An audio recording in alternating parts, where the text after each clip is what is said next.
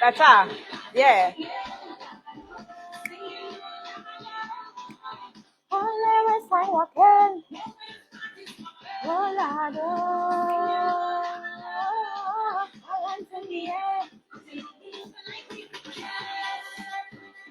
Let me share up the live.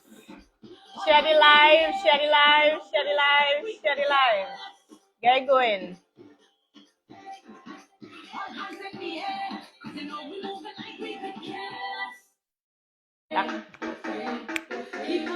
We're moving into it. Go Kali.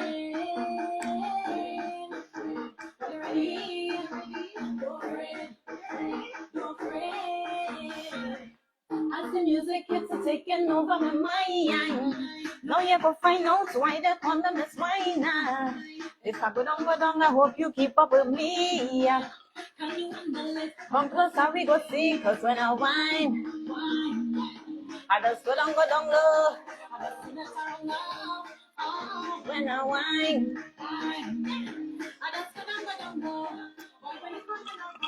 so all you know what tonight is, right? I make sure I have a drink because I feel one of the guests on the live tonight, Kyle, will make me take a sip. Keep up with the wine. Lion. Yeah, they come on this BTS, eh?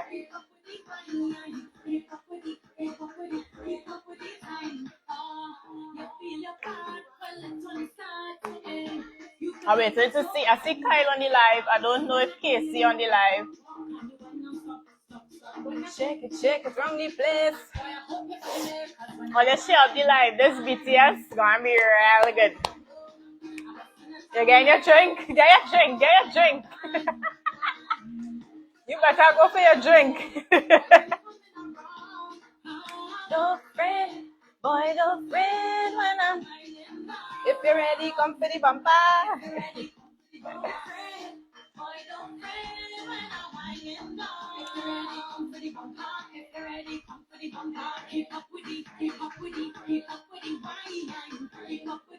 Oh, you see this here? I'm going to drill them with questions.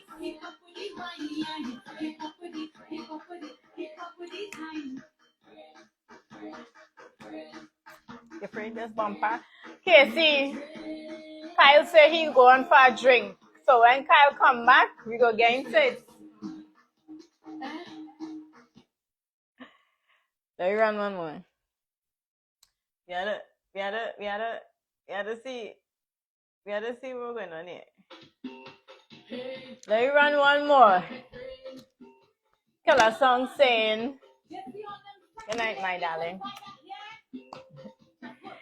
Kill a song saying that Careless gameplay on the radios in Barbados. So we're grateful for that. Oh, let's share up the live. We have Barbados on the live. We have Trinidad on the live. Apply the pressure. Them ball in murder. This song was written by me, if you didn't know. This was Work It. All the hot girls, them. Pretty ladies, them who know how to make the man, them. Hands in the air, cause it's back and all every time that bumper roll. Share the live. We are two top producers, engineers on the live tonight. So let's share up this live because I know they're coming with things that people want to hear. I want to hear, and I know you want to hear, and I know you're going to take notes. So share it up. Waiting on Kyle.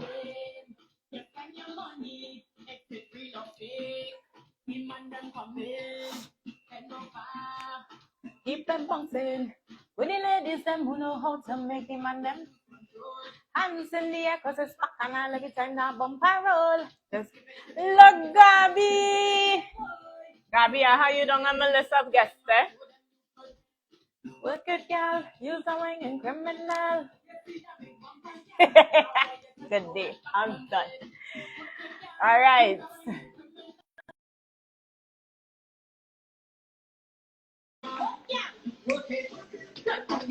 Good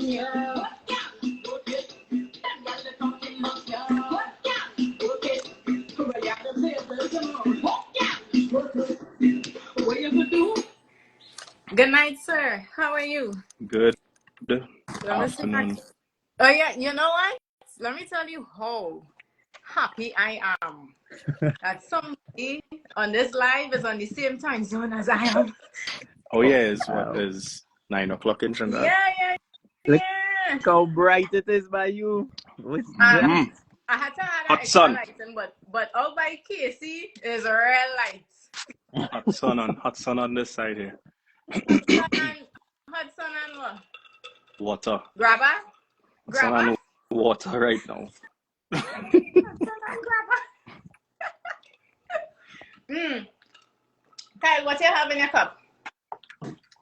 The same. I drink it just like my brother. Wow, well, you leave me out, boy. I thought it was a jinx thing, I guess. No, I can't play that in this hot sun here, no. You trying to kill me. It's a long sleeve you have on there, though, in the hot sun? Oh. No, ma'am. Okay. No. No, ma'am. Good night, guys. How y'all doing? Morning. Good? Good. Good. Okay, Kyle, you're kind of fuzzy and True. Yeah, I don't know if it's because you're on moving. Wi-Fi or you're on data? I'm trying to get a good angle of him, so... Any better? Talk to me. Anything change on Wi-Fi? Yeah, it's still It looking like it better now, I think. When you turn on your side profile, we get a nice clean shot. When you come in the front, you're looking like a smudge. Stay far. I go stay far. Right. So, Kasey, what kind of headphones is that you have? Apple AirPods Max. Interesting. I could, get up on the thing. Why you putting me on blast? No, but people, I mean, we're not advertising, but people might want to know, like, yo, them headphones were real cool, boy. I need to get that. Shout out to Sharice calling one, like, hey, let me just say good night and thank you for your time and thank you for jumping on this live with me. Sure. I know Kyle asked me when I said, Kyle, can you join Kasey? And Kyle said, Kasey, you get Kasey. So just so you know, I slowly coming out the egg shell and I get in there, right? You're still a little eggy, but it's okay. Coming out the eggshell, yeah? Yeah, coming out. Wow. Right? So I'm very grateful to have you guys on the live with me tonight. And I know that the people want to know what goes on behind the soca with Kyle and Kasey Phillips. We're going to jump into it. But for the people on the live that may not know you, which I think, yes, Gabi, the eggshell, which I think everybody know. Just introduce yourselves and tell everybody where you're coming from, where you're representing in Trinidad today. Where in Trinidad you're representing from is what we're saying? Or... Yeah, we're in Trinidad today. Where you represent, like I would say I represent in Maloney. Where you representing? You representing Maloney like the buildings? Excuse me, hold up, pause. What that for? No, I'm asking guys where you representing the buildings in Maloney. What wrong with that though? Nothing. You say nothing wrong with that. It's like something. I could especially guys where you represented, nothing wrong with that at all. I could do a cuckoo. I'm fine, you know. Nope, no bird sounds. We don't need any bird sounds. We cool. We real cool. I guess I'll go first then. You went first. I'm Kasey Phillips. I'm representing South Trinidad. South boy, hardcore, born raised. I guess. Well, my brother, I don't know if you've seen him on my right, yes, but he is my brother, so he is also born raised South Trinidad, but he look like he representing the mountains. He looking like in an apple background. You know, Apple computer right now. Is that what we getting, Kasey, or we getting a live background? It's live in the desert, live. Throw a stone and hit it. Prove it. Very picturesque. So I'm walk in the rocks, or I'm walk and fall along in the rocks. Very picturesque. Kasey, I don't know why Kyle felt the need, like you can't talk for yourself. Yeah. Yeah, boy. Somebody saying you in Calabasas. No. Calabasas, in Joshua Tree. Kasey Phillips, Precision Productions, representing Palmy, San Fernando, Trinidad and Tobago. Block 4 to be specific. Block 4. Feel you alone have blocks in Maloney. We have blocks in Palmy. So. Don't do that, man. Don't do that. I definitely, Don't do that. clearly, I need to travel. Clearly. Because I've never heard of a block anything. We have blocks, but not the same kind of blocks. Not the same kind of blocks. Hey, shall say Aaron Duncan and Eli. So before I jump in, I just want to say what I have observed, right? From my interactions with you all. I've been interacting with Kasey for a while, and Kyle, I have never met you in person, but I am bound to meet you. But we've done some work for me, which I truly appreciate. I just have to say, from my observation, I've realized that you are the more wild, outgoing one, and Kasey is the more reserved, quiet, well collected. That makes sense. That makes sense. And we could clearly see from Kyle's content on his Instagram, right? Kyle is a ball of energy, but not to be confused, because the quiet ones are the deadly ones, right? So, so that face alone. Deadly in what way, girl? What you doing? You're digging holes out there by chance, and we don't know what's the reason. Wow. So let's get into it. If I'm not mistaken, your dad, Mr. Kenny Phillips, is who introduced you all to music production. Correct. Yeah. Yes, so. Yeah. How old were you when that introduction was made? I would say, I mean, at least for me, I would say I was crawling. I crawled into the studio watching my dad work with different people, Rashot, T.I., Marshall, you name it. I was in Pampers, so I was just looking on in the corner, hiding, and then from that, kind of absorbing everything and learning, and eventually experimenting. So it was touching things and getting your hand to touch that. Pause, but yeah, pretty much, yeah. So then eventually, I guess, after messing up and breaking things for so long, you start learning how to fix it, and then learning the inner workings of it, and being able to troubleshoot the studio and all of that. So Aaron Duncan is saying you were 3 years old. Possibly. That's a fact. Yeah, possibly. Yeah. I mean, if I was crawling, I think it had to be before that. I think it had to be before that. But I mean, to actually start music, it had to be 3, 4, some kind of 4. Yeah, probably. Yeah. So I remember somebody gave me a story that they was doing a song, and Kasey was just a baby in the room crawling around, and he had pulled out a plug at some part of the song, and the song Jump went and to wave. silence. Jump and And wave. then Kenny plug it Preacher. back in. You know the song, and they keep it. They end up doing Preacher. that. If you listen to Preacher Jump and Wave, it have a break in the middle. Back and out, dap, silent. So in reality, you added to the song. I was 4 or 5. I really can't. So that 4 or no, 5 ask Kenny that one. percentage. One time, tell them, run it up. No royalties to get back then, though. Yeah. So, you know. That drop made it like epic. So you shouldn't feel bad. I mean, look at it. You shouldn't feel bad. So I mean, again, I didn't know about this. I found out about this after. Look at that. But we all know that sometimes little mistakes just happen in music, and it turned out to be. I remember recording my first song, Miss Winer, right? And the vocal engineer at the time, Wildfire, shouts to Wildfire. I don't know what he did, but he touched something and he erased the whole recording.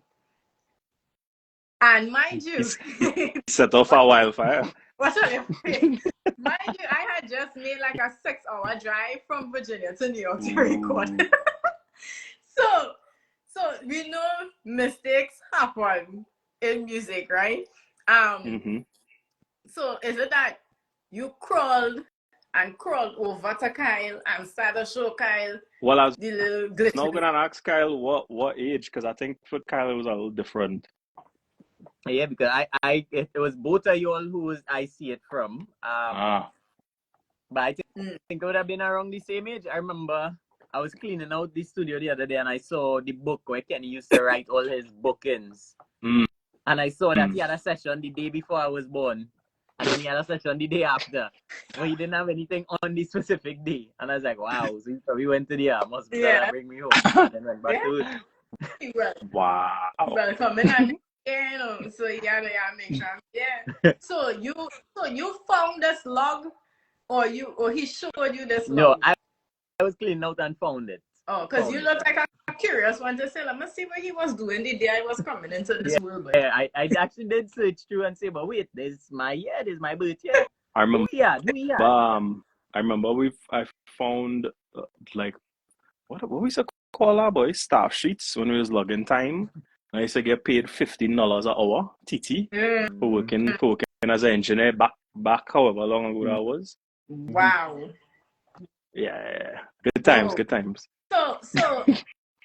So in also the introduction that you got right from your dad into producing, what exactly was it that piqued your interest to make you say, you know what, I want to continue or pursue this career in music production? Oh wow. I tell you I was coming. Hey yo. I ain't afraid no questions. To be honest, and this might be a funny answer, it was all I knew growing up. It was all I knew. Yeah, I mean, we play football. I actually like computers too, but computers still revolved around making music. So it's just all I knew, and I want to believe that it was in my genes and in the bloodline. So it was natural. It was easy. Yeah. What for you, Kyle? For me, I think I try real different things. Like I do same football, swimming, all kind of different things, but it was just the easiest thing. It was the simplest thing. It was the thing I was best at. It felt like I could not. It's not the simplest thing, by the way, but okay. It was the simplest thing for me to do. That felt what like, might hey, be you're doing simple something. for him, Kasey, might not be simple for you. It should not be simple at all, but okay. It felt like the simplest thing to me. To me, it was, hey, yeah, so it's natural. It was too natural. I could not do anything else that felt as natural. I guess, that's a better way to put it. Yeah, production. Somebody tell us all your pause and take a drink with some of these questions here. So I know Kasey's enjoying his environment, and Kyle probably water. Kyle probably not paying attention to the comments right now. So as you see the questions and the comments coming pertaining to y'all, I'll just let you all know. Yes, no, my comments not showing up. My comments stuff. Oh, okay. Okay, no worries. I'll have to come out and come back in a little bit. I want to see the comments too. Byron Bell Music says, shout out to Kasey, real dude, very humble. I must say. Big up yourself. So when you mentioned swimming, Kyle, Kasey did a little laugh, kind of BTS. He did a little laugh, so I want to know if he has some kind of story. When you say swimming, what kind of I don't know if what kind of setup thing you on, Red? The girl segue is impeccable. She not missing. Yeah, boy. She trying to set me up, boy. Not at all. It's all love. It's all love and the line. It's all love. Kyle, walk us through how you came about with Bajan Republic. I guess can I take a guess and guess if it's a block? Let me hear you. Wait, just block 4. Yeah. You writing this down as we go on or something? I just recollecting. Oh, Kyle, you didn't get the list of questions? Yes, you get the list of questions. Yes, he did. I did. I don't know. I don't know. He read that thing so fast. He messaged me back one time, and I was like, okay, I guess Kasey did. I know reading it while you talking, but it's all good. Wow. Killer songs, please. I know you're in Barbados right now. See them antics you're coming with. Thanks. So yeah, Kyle, Bajan Republic. Let me hear your guess. You say you're coming with a guess. That's what I say. I wonder if it came about from block 4.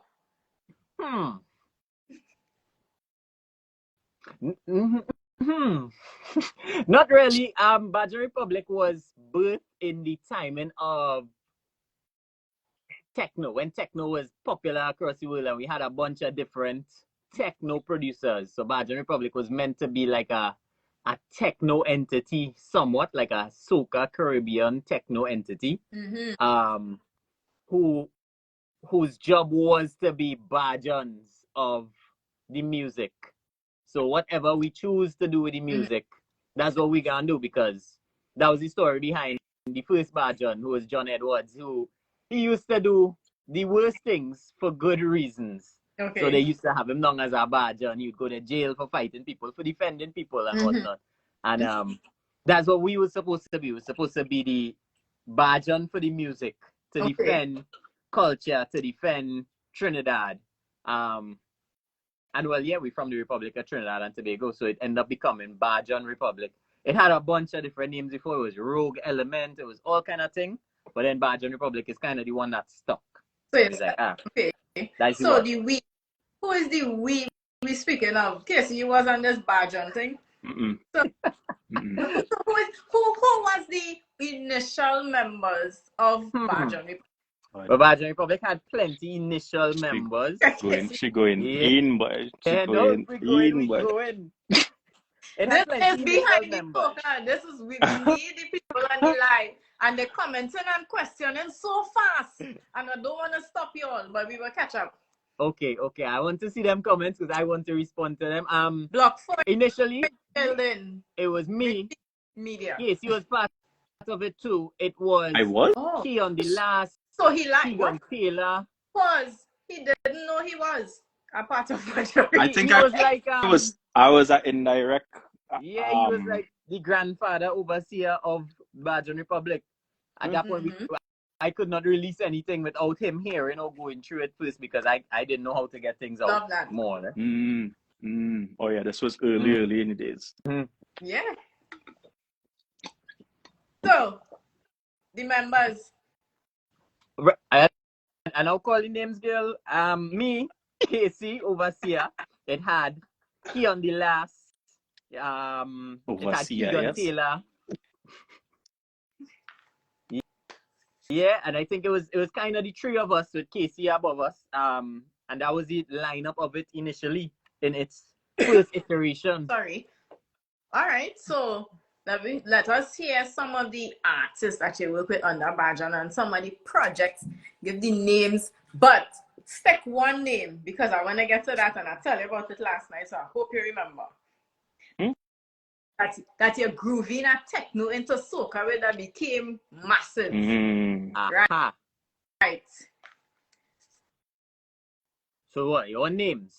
But we work with everybody.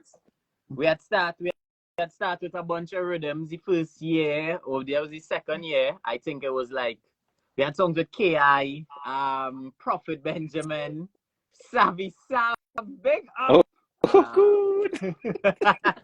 Marvy, Daniel Vera, Kasey. I don't know if I say that name correct. Yeah. Voice, Marshall, Kess, Bungie, Fayan. What? Iowa. Should I have said who you have not worked with under Bajan? I mean, that might have been the shorter list, in honesty. It might have been the shorter list. Aaron Duncan wants to know if you're taking new applications for members. Right now, tell Aaron I want to sign up. I signing up by Aaron. Tell him I signing up. That's the answer, Aaron. You have somebody from Block 4 in the building. Yeah, I just want to plug. It's Kerry. True. Big up. Yeah. Kerry.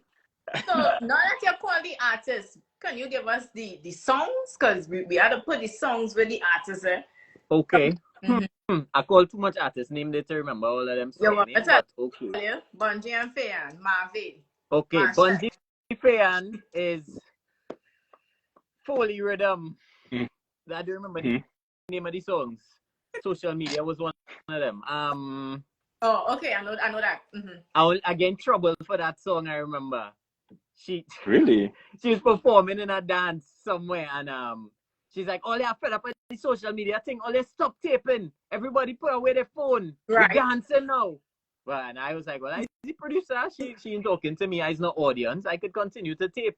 She's like, you, Kyle, I seen you. You feel because you produce your rhythm, you get away. No, put away your phone and whine. And I was like, Make so you could whine? out, I was on make out thing. stage. She tell me that, you know. No, I left. What you mean? What you mean? What you mean? Man, Why? gone home, I yes. leave, girl. So is it that you left because you couldn't whine, or you left? You see these questions that she asking? I'm sorry. Oh God. No, but he said he leave. You was told put on the phone and whine, and you're like, I can't whine. I'm going home. Or No, I I gonna put didn't on. come there for that. I come there for content. I come there to work. If y'all don't know, Kyle is a real heavy content creator. One person just Heavy, you said, saying? I had to say heavy. One person just said, shout out to Kyle. I just started following him, and wow, what a career. Where's that boy? I want to see these comments. I want to know which one of my bots did I send to comment these things, because they were supposed to start from early and they start late, and I don't like that. My bot's late. The person that calling me back and a woman. No, this is behind the soca. No, Right? this is Bacchanal the Soca. That is what it is. I just want now for some reason the comments blocking Kasey, and I just want to see Kasey's face, because I want to see when you say something. Respond. Why you on me, girl? Because this is my time. Because when I come to record, you just be on He me. just be on you. You're right. You're right. Right? Let him have it now. Yes. Balance. So enjoy it. So let us switch to Kasey precision production. Uh-huh. Mm-hmm. Why precision production? I think at that point we were toying with a lot of names and couldn't really figure out what made sense. Mm-hmm. There's a few different names. I remember Cypher was one at that point. And Precision made sense. It kind of represented what we were doing in terms of quality, perspective, just meticulousness in the engineering and mixing and production. So it made sense. It made sense for the brand. You know why I like that? Because you are meticulous. Exactly. Sound is precision. His sound sounds like what precision would sound like. It fits you. I kind of really wish you was seeing these comments. Hold on now. Let me come out and come back in. How these comments? How them? That would work? I'm not sure. It would. I've done it before. I'm coming back now.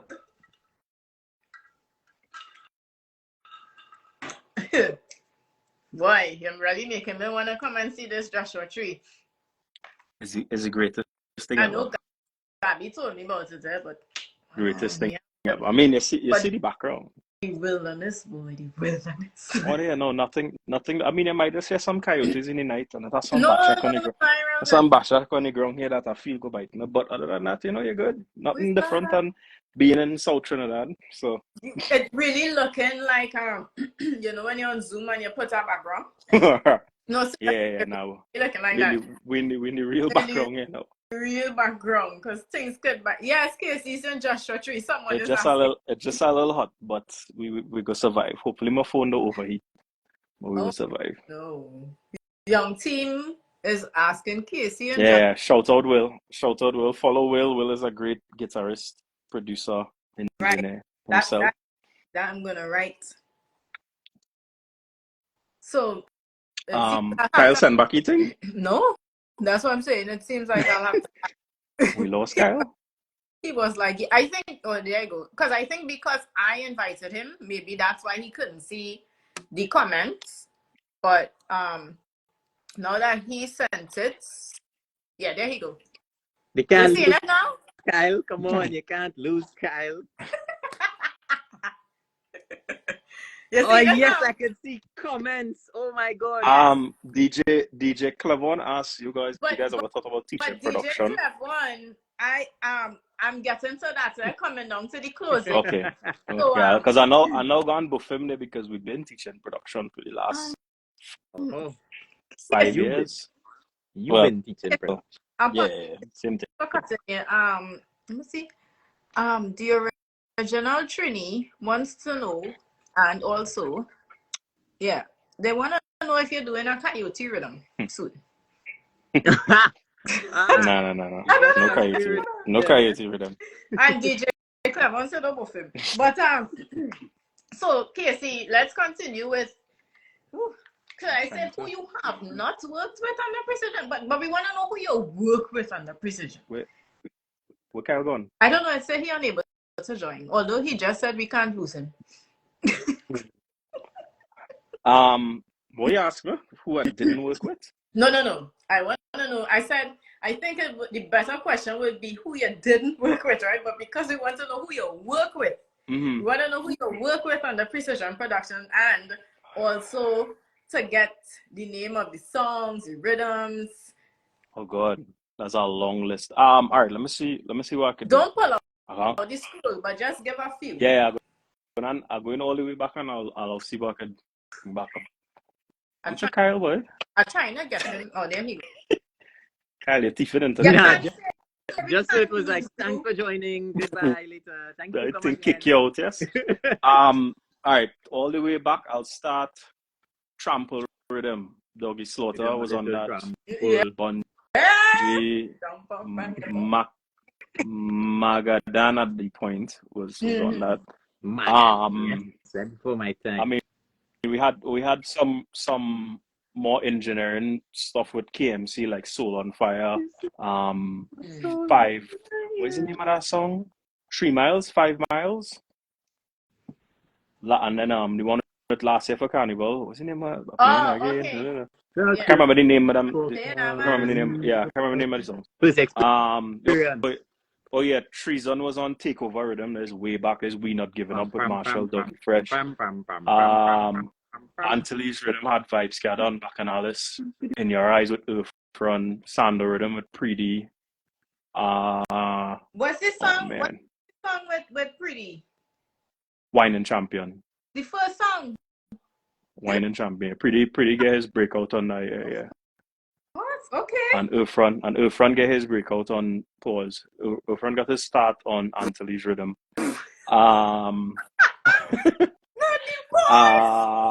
First Experience is the name of the song. Thank you. Well, that would have gone over my head. I didn't say Pause. Osaka Rhythm, Voice Alive and Well, Cheers to Life and Unforgettable with Voice and Cohen, Patrice, Masha Montano, Fog, Fast Wine, She Ready. I feel like I forget real thing. Well, it's boy. No, you see why Kyle should have stayed? He want to see what people saying, and now this is where we are. Pumpkin, don't be on. Well, I mean, that's a good enough list. I mean, that's the local soca list, I could say, Caribbean list. So, also too, let me throw this in there. I'll throw in. Oh wait, we had Kess Precision Wine. I'll throw in to Sanchin and Kess Loving You.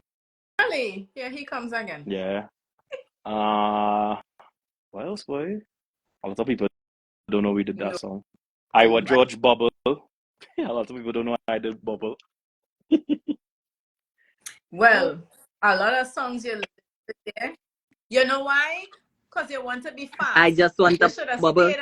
I don't know why they keep dropping earlier. I don't know. You want to see. Traveling Soca Lover is saying I think she said I want to see. Yeah, Fast Wine. And a lot of people just saying all these songs that they love and they love and they love. Oh, Bang, I like you. I have one for you, Rane. We'll talk about you when you sing. Eclectic Roboman. Yes. Talk about you. I could say it now. Back then I was hiding it, but that's my voice on Roboman. Really? Roboman say wine. Yeah, that's years ago. That's like a decade ago. No, don't try that. Don't try that. Don't try that. You come out and give you something. No.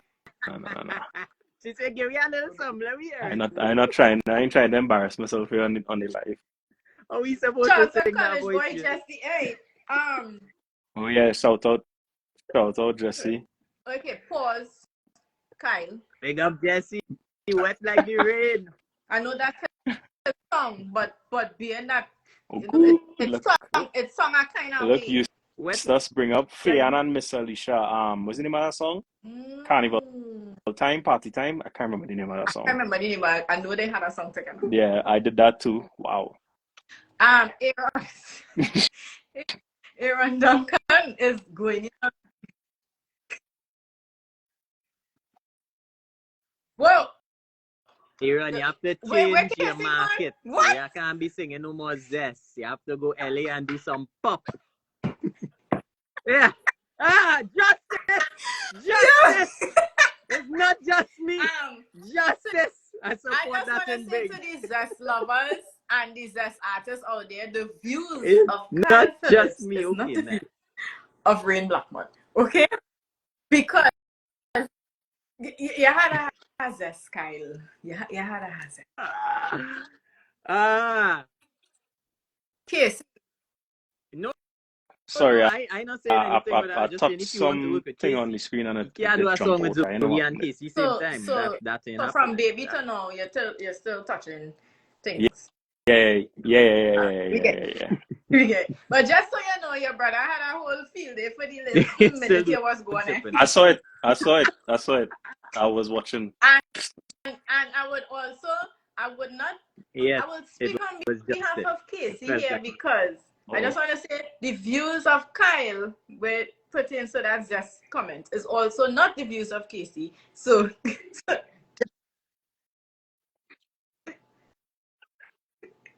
Bring your money. To get a song with precision. are you so? No. You're my lie.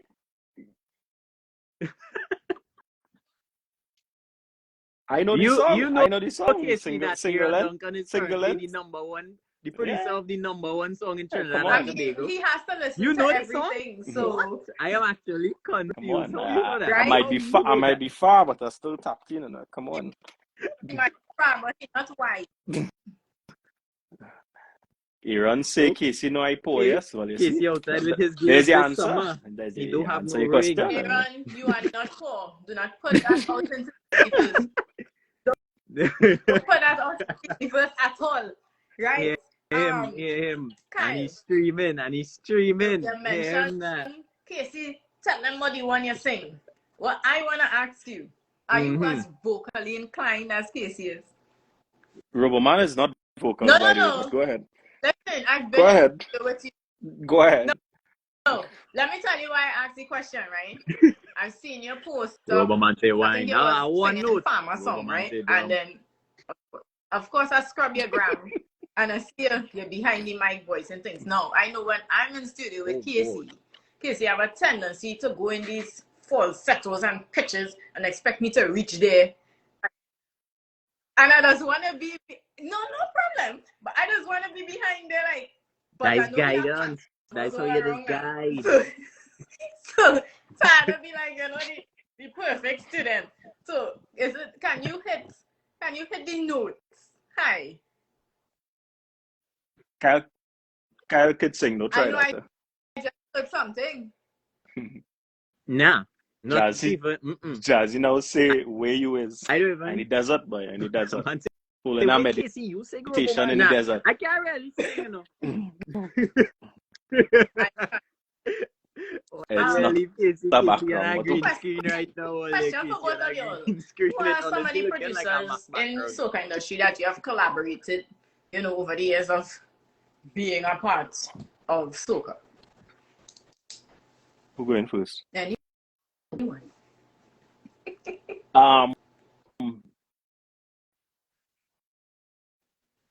Yeah. Well, I'll start with and the artists. Producers. Producers you collaborated with. Who would that be? Pops. We did Minister Road with Pops. I did Jam. I forget Jamba and Rhythm with Jerome that had Kess to front on it. Wow, I forget that. Romy Rome. Damn. Who else, boy? Intercol Rhythm with Kit Advocate. Cool it now. I think Anson we did. I think I mixed. I mixed something for Anson which was pretty away. Start it and send it for me. What was the other producers, boy? Twin Island at the time, which was No Weapon with LFS. Could you pause right there, please? I wanted to touch on that. You see that? When I scrubbed your gram and I realized you did that song, I was like, wait, how? I did not know that. So you see What song?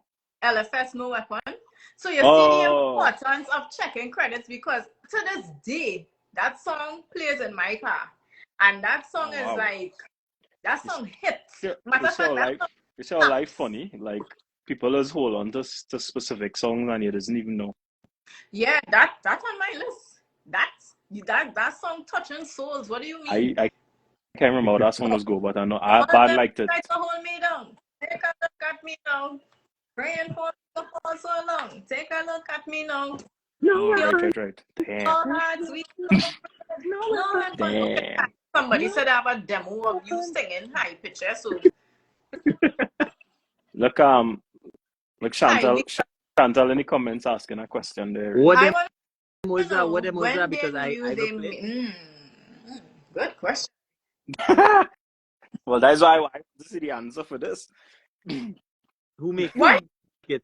Who make it where? Where I need it where? Jesus. Where I make it? Why on your So I soul? make it home. Make it home tonight. Sweetest on your life. Why on your soul? Why on your soul? Kasey, proceed if you can't remember where you left off before I interjected. I was calling the producer names. I'm trying to remember all these names, girl. Oh, I forget a song, yes. I forget Vibes Cartel and Marshall Hold It Tonight. Yeah, boy. Oh, now you can forget that on Cartel. That is disrespectful. Well, Kyle, go ahead now. I don't remember any of the producers right now. More or less. And Kyle, smash that in Kasey left. Kasey work with everybody in the game. Kasey work with everybody in the game. Right. We had a rhythm with Smash too. I can't remember the name. We had rhythms with Badge and Republic. Yes. No, not Cosmic. No. I don't remember the name. That wasn't Cosmic. No, not Cosmic. I can't tell you right now. Everybody. Nah, but we could call names if you want to know, Gil. Everybody. Oh wow. What no, we don't producers you know? Here. Well, Baron. What are you talking about? Producers you know? This is a safe space. I saw that you guys work with Ash. Ash and I were supposed to do something last year, Carnival, but timing, the wedding, his wedding, all that stuff. That was 2 years ago. Yeah. Oh. No, your wedding. But you so no. But yeah, I know you're saying we're coming with your questions here, but Nikolai, I don't know why I thought Nikolai was part of a team with you. I don't know why. Nikolai was original member of Precision. Yes. Years ago. Because that is what I was gonna ask you. Who were the members of Precision when you started? Yeah, myself and Nikolai originally. Okay. Yeah. Producer wise, no. Entourage. No, I had no entourage. Not nobody else. So I just want to plug I think the they big have bad like writer, Mr. Dr. Juby. Good night to you, sir. Shout out Juby. He's on. So Javier did a we had Daryl inside there, Papa. My behavior, so yeah. Oh, you're rich. Okay.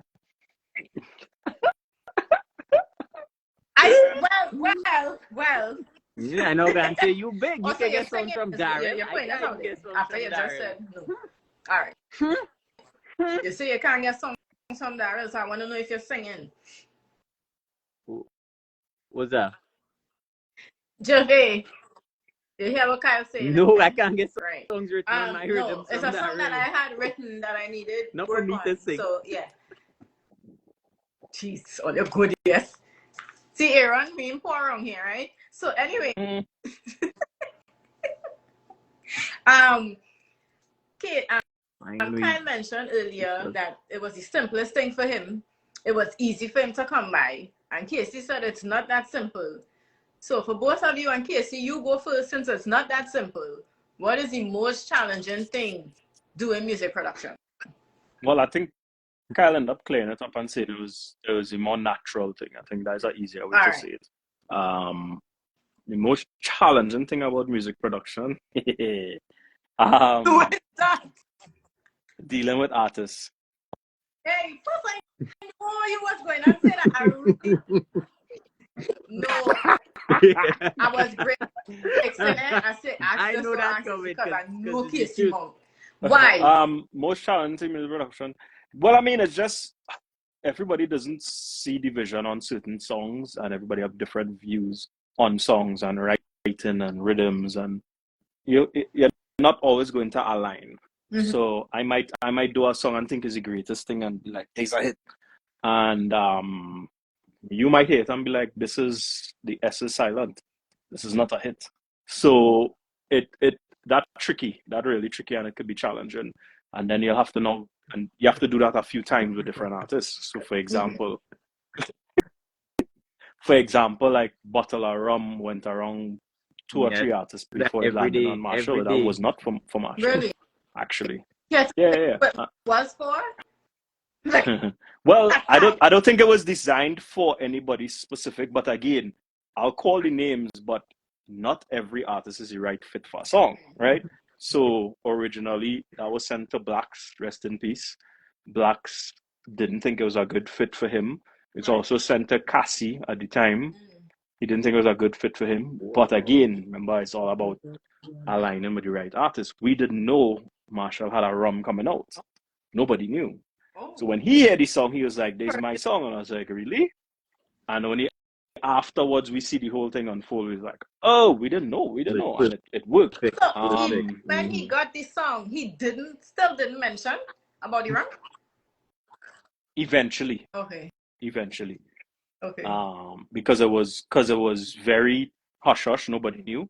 Mm-hmm. And eventually he came out and said, "Well, this coming out, but you can't say nothing, we're gonna launch." And then it ended up helped the song, because now the rum come out, the song come out, and the whole thing was a campaign. That's why we named it 30 Rhythm. Did you get a bottle? 30 Rhythm. Did you get a bottle? I don't even think I never get a bottle. I think I tasted it once because we went maybe this is a decade ago, so we didn't have a bottle here. I can't remember everything, but that's just to show you, like, yes, working with artists is the most challenging part, but it's not because art is difficult, even though they are, but some songs don't always align with certain artists. So think about me. Kyle, answer the question there, because yes. I asked him what he think about me. He asking you to answer the question. I not answering that question. Can I hear it in a sentence, please? No. You have the question I asked me. No. The difficult part, I don't think. Well, I have not experienced you yet in that way, but pineapples.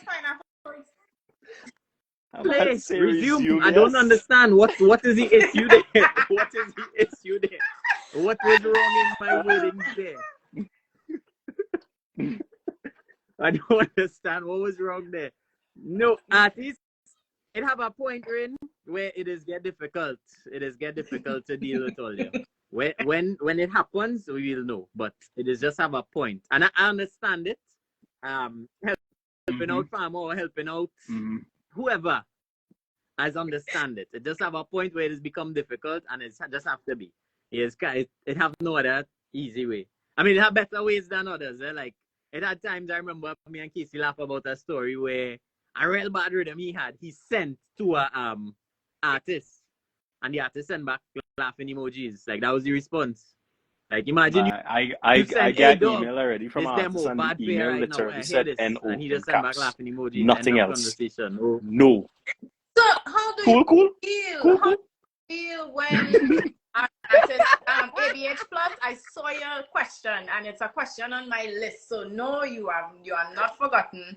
And Kyle Hicks wants to know.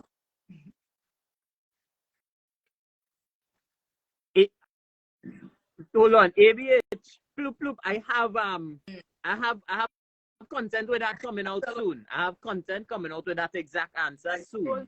Over the course of, I'm taping it tomorrow. Over the course of the next few months, you'll get an actual full reel of that response that you're asking right there. You're getting a full reel on it. Yeah. 1 minute, 30 seconds. Kyle, we just want to know if you're feeling on a game show, Kyle.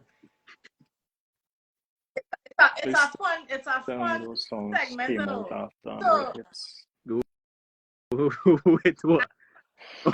So no, because actually, how do you feel? How do you both feel when you send a rhythm or a demo or something to an artist and they send back that NO or 9 of feeling this? Because I remember I saw this somewhere. I don't know if it's a writer or producer that says this is one of the few occupations where we are judged every single day. Like you do something and you send it and you judge every day. Somebody will like it or hate it.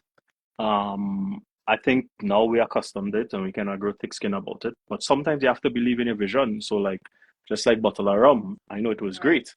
So even though 2 people turn it down, I know it great. Sando Rhythm was done. Sando Rhythm was old. That was an old rhythm that nothing ever happened. And I just stuck with it. Something else, Waiting on the Stage, was old too. That took a while. Waiting on the Stage took a year plus to get correct. But you had to believe in the vision, and sometimes you'll do things that are ahead of its time, and it's just not ready for now, and it takes time. So yeah, I mean, your feelings could get hurt, but you do this enough, and you kind of grow thick skin, and you don't really study it. Mm-hmm. But again, you're human, so sometimes you see an N1, you're like, wait, boy, all right, I could do for you, but no scene. well, my saving, I vex a man. my Tell me no graces be capital when the song come NO out for and my become hits, I demo. just laugh. Because I remember I saw Blacks afterwards, and Blacks pulled me square, and he was like, dog, that is the song? I say, yeah, you had this. Because it was a monster by that time, Right. and I was like, well, what you want me to do now? Do you send back when the song blow up, right? You send it back and be like, well, sometimes I remember, was it Osaka or one of the rhythms, somebody come after and was like, you never send me this rhythm, and me being petty, I go in back in your chat and I reply to where I sent it and say, and part dot, be like dot and press enter. I was like, look at right here, I sent you this in 2017. You ignore it, so don't come and tell me I never send it, because I petty like that. But that's happened. Not everybody will respond to a rhythm or even get to listen to it, and that's just part of it. You like me, you save chats, receipts. You go. Oh yeah, no, I don't delete nothing. You will know. You will know. I will remind you. Here, did you not see this? I was like, goodbye. Nice and goodbye. I was like, nah, I don't like to repeat myself. Don't make me repeat myself. So you both also record artists, right? Where are you hearing? What's your second? What is that? A big truck or something. A big truck or something. Oh, we're not hearing anything. Yeah. No, I have one Skinwalker. noise cancellation. So then technology, you can't hear nothing here. I'm sorry. I could be in a fit. You would know I know. Headphone solid. You're not going to get that in a fit. No, just say it now. Anyway, go ahead. Sorry.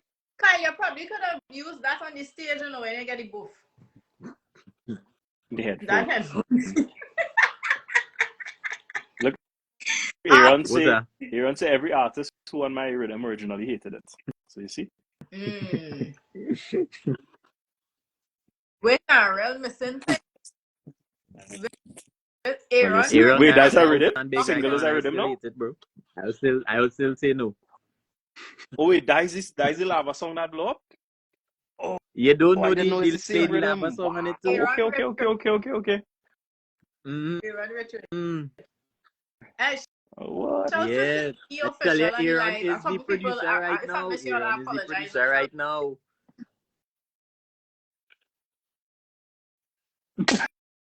Yeah, I didn't get to hear Ainka.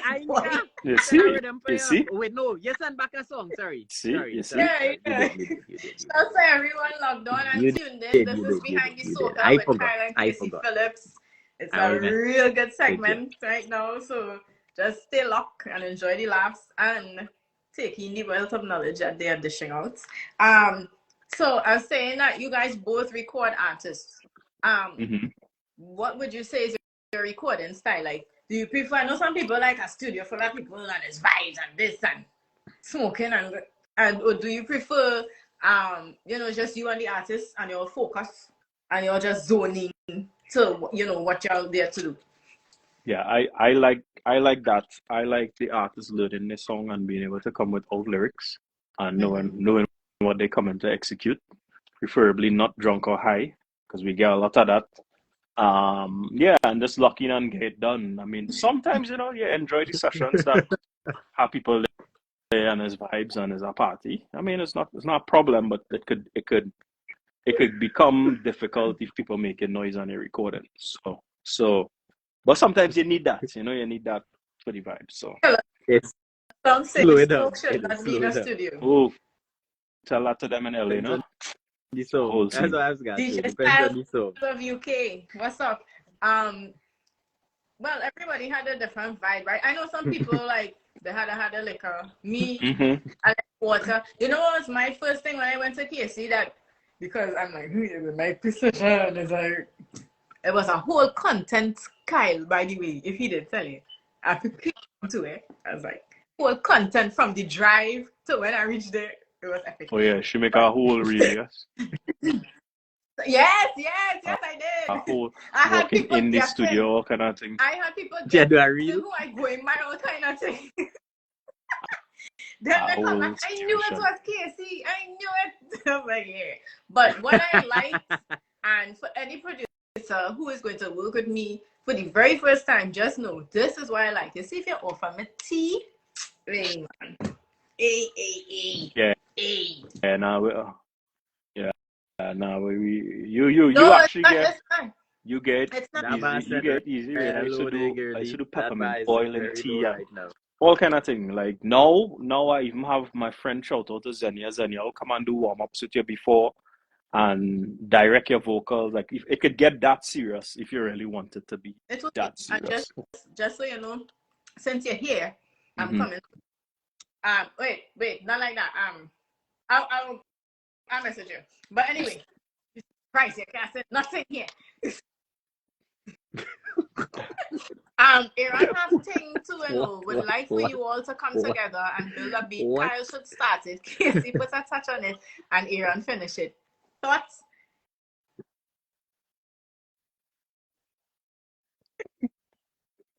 There's a So how chain, guys. Aaron finishing it? Let Aaron start it and then it come up the chain. I think There's a that's the chain, best way to go. right? So Let it have a yeah. chain and go all the way around. With that question you had now asked Oh, therein, boy. it had a laugh because it Even had going to the and I showcase you could even guess this artist. That a session I had. An artist was in studio. An artist was in studio and he has to write and sing the song at the same time. That's his process. He has to be drunk high and write the song at the same time. So it takes about 5-6 hours. And it had a point, I remember. I am recording and I in the room here. And he came with like about 8-10 people. And all 10 of them are in the booth contemplating this part. And I'm over here like, dog. Well, there's there's a thing in hip hop and rap. Like they go line by everybody line standing up in the and we booth right now. I record had children and they write the song on the spot. Mm-hmm. And you just keep going. Yeah, okay. I forget they call it the punching method. And you just keep going. Before you know it, the song done. Yeah, it's a skill. That's a skill also. They don't write, they But just for go. Kyle, he didn't like that at all.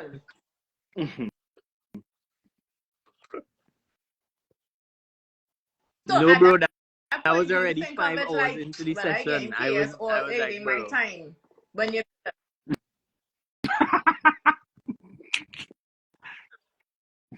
Most times I am not getting paid for that. Most times, the only reason I doing that is because See me, I just usually the people who paying them money for the Hey, time look are at paid wasted. Kai, look at question for Rane in the chat. No. Yeah. It's not a question for wow. You on the clock. You What's that? Nikki G. Retract Question that is, how do you deal with a stubborn artist? Yeah, Alright, but hold on. I would like to know how I am stubborn, Kasey. You're not stubborn. I'm just getting your talk. You're not stubborn. That's not the word. Say But I she's wouldn't put you on blast today. stubborn. I wouldn't say that. We will talk offline. But okay, but answer the question then minus me. Shit. Stubborn artist, alright. I mean, I think a lot of the times you could negate Oh, that yes, by setting all the expectations up front. Like, hey, this is what I expect. There's the percentage. There's the agreement. There's the whatever. We have 2 hours to get this done. Bam, bam, bam. I may kind of set all those things up front, and most times you get away. I mean, it still have the ones who would come and reach 4 hours late, and you kind of just had to hold your ground. Like, bro, the session done. Where you going? Where you going now? Somebody reached 4 hours late. Oh, that happens all the time. I know somebody that does that. Not me. I was half an hour. You say not like that. That not.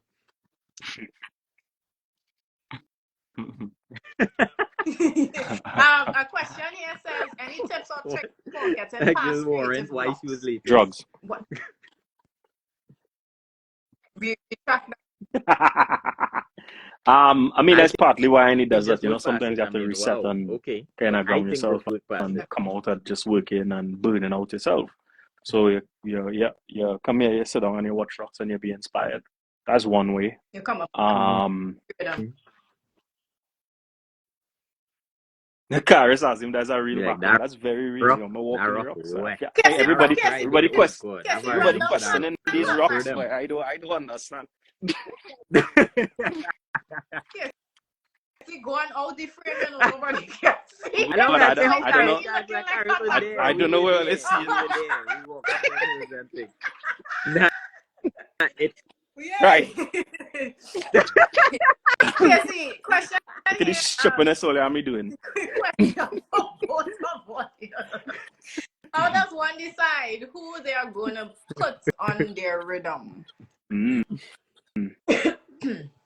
So it kind of have a science to it.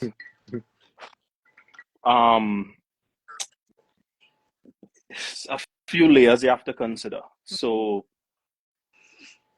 one, you want the rhythm to play. So unfortunately, and I'm not gonna get some shit for this, but unfortunately you have to put known names, bigger names, or popular names to get your rhythm to play. 1. 2, I used to try and at least include one new person. That's why we had Pretty, Urfran, LFS, Voice. There's this new like a one new person. If you put too many new people, your rhythm not gonna play. Now, aside from that, when we write in the song, so like I don't know if this is the process for everybody. Still, like I'll send out a rhythm to at least 12 to 15 writers and just get back songs, right?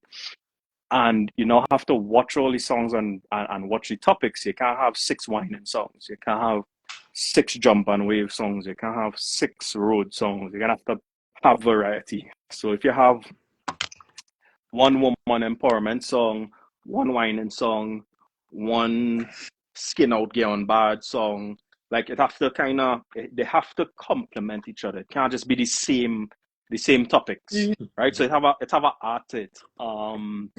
That is spring. I think that is it for the most part. Yeah. The rhythm itself too also now have to be catchy, meaning like it need to have a signature. When that rhythm come on, it need to be like, oh, that is that rhythm. It can't just be this generic piece of music where it come on and you're like, oh, this song like 6 other productions. You need to have something that catch you one time. So Antilles had a catch, Bottle of Rum had the guitar, Osaka had the synth, stuff like that. Sure. Yeah. So it have a science, but some people don't really do that science and just pelting wild, and it works sometimes. You see? It I was works. It going works. to say something, but probably you get cussed. Everybody process different. So yeah. Kyle, I know it all the laughter, skip past this, but please, please, please, let me touch on this techno mix with that you had two big artists come and fuse on and had people going crazy. Because let me tell you, I was in Rogue that year and I make sure every camera catch me. This is not good again. Nice. That was techno. That is not techno. You didn't watch the content with the breakdown. Don't come for me. I scrubbed the gram. It was a techno song You had a initially. breakdown. I thought the techno one was waiting on stage.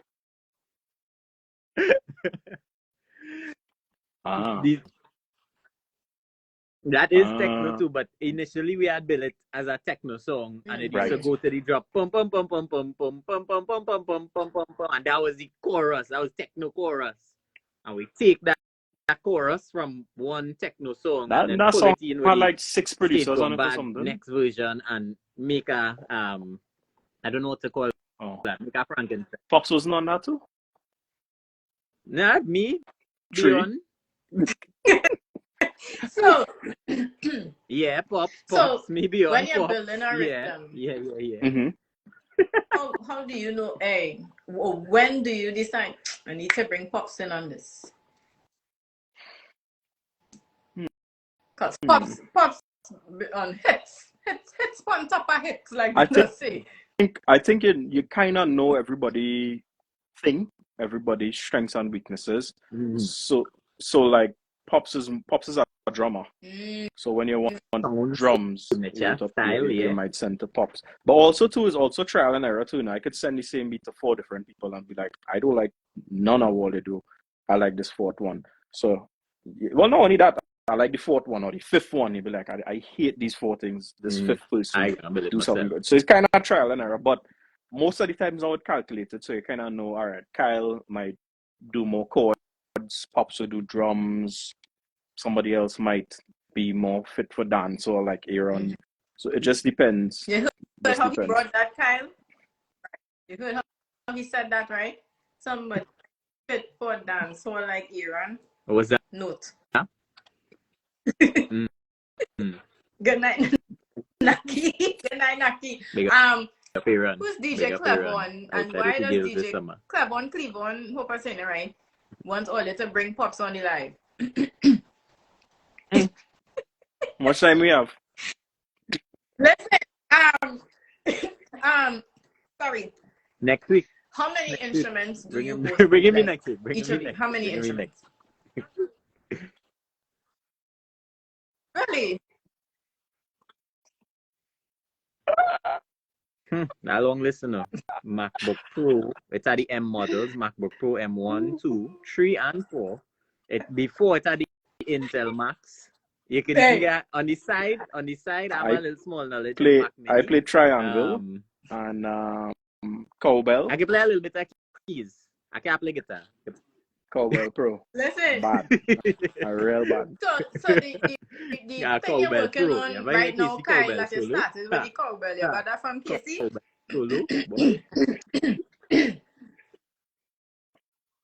I have to come per. Wait, but you really do your homework. You're lying the lie. You do your homework. Really? Monday, you didn't see that one? Kasey, I start with the cowbell. No. I kind of auto. Oh, that's okay. Because you're in Zen mode. Yeah. I resetting. I play keyboard. I play piano. A little bit of guitar. Very little drums. 3 levels of it. Yeah, but I mean, once you have basic music theory knowledge, you could fiddle around with anything. So I could pick up a flute and kind of fiddle. Could pick up a guitar and kind of fiddle enough to make it make sense now. Not like I wouldn't go on stage and play, but I could play around in the studio and kind of get it to what I needed to, because you could chop and edit and do it 100 times. So enough. Did you both go to school for music? I'm just curious. Music theory. Did piano in school. I went to school for music for a little bit. Yeah. We at a But we point we all were learning we piano. also did Did some a few music courses classes after the together. fact We did on like a theory production kind of practice engineering, class. just to kind of learn world standard techniques and Yeah. stuff that they would teach in school, because everything we learned was self-taught and learning on With the Kenny as go, our which is father, not always the he proper way wasn't to do it. joking about the music So thing. you kind of have to go and learn the proper way to do it. Well, yeah, which is only right? Yeah. You're reading kind. They have a question here saying, which artist and writer that you have never worked with that you'd love to do a project with, either soca or any other genre? That's a No, long okay. list. Before you answer that, do not get in. So what you're doing now, we get in there. Okay. So then, no, I don't know what to answer. Naki, that coming as well. So all right, we'll take a pen and that because we come in there. Albums. Any albums that we may or may not know of? Anything with a compilation of songs that you both worked on, produced? She says she No, getting there. no. She I says she said getting I'm there. coming. Hold on, before he answer that, we Yeah, answer this last question. These people here. I finally ganging up on me, but But don't worry. that's what we get Let's show you me answer that question. They're front. Make sure, you know. I Make want sure you me answer that that. so bad. Okay. Cool. All right. So let me go with the albums. Naki, we coming. No Who album. win? Album. So I think all our rhythms are pretty much EPs and compilations, right? Mm-hmm. So if we count like Antilles, Vibration, all of these things, that's technically compilations. But I think to now I did 11 We Musics, because I used to do We Music every year with all the songs I did for the season. Okay. I think it's 11. I think I reached 11. We had a few songs on some Fox Fuse compilations, a few on Soca Gold. I'm sure Kyle had some too, maybe on Soca Universe is the other one, right? We have songs on Marshall albums, Destra had an album, Bungie old albums way back. We had songs on that. Okay. Kess, one of Kess old albums. We had Stalker. We did Stalker on the original album a long time ago. Nadia had an album too. I think I did actually did a pop song for Nadia on one of those albums. I can't remember the name of it. Okay. Yeah, it's a long time ago. Oh, positive album. I used to do a lot of gospel in Trinidad. Positive, Nathaniel. Wow. Yeah. That's Damn, I old, but I do real thing much. What? You're not. You're young. You started very young. You started in Pampers. Come on. Kyle, what about you?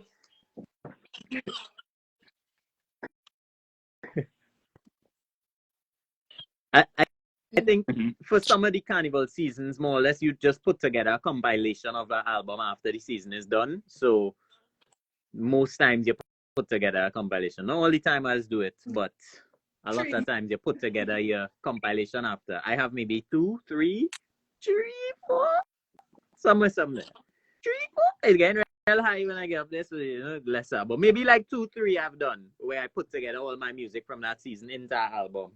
But I don't view it as like my album release. To me, it's just a compilation do you push of all on my songs marketing them? from this Like when you do these all albums, put do you together push in on one place to marketing hear them? in one spot. Because you're kind of and everybody should know. I have not done that. No, not really. Not really. It's be like when the season done, you just feel like, okay, whew, all right, whew, work done. Yeah. Was it like you of time set, so the you kind of producers log out take? and then you log back Because in. I know the producers like, when the next year we coming doing around. nothing right now. It's a long time. What's that? Is it like a 2-3 months or a 1 month? Like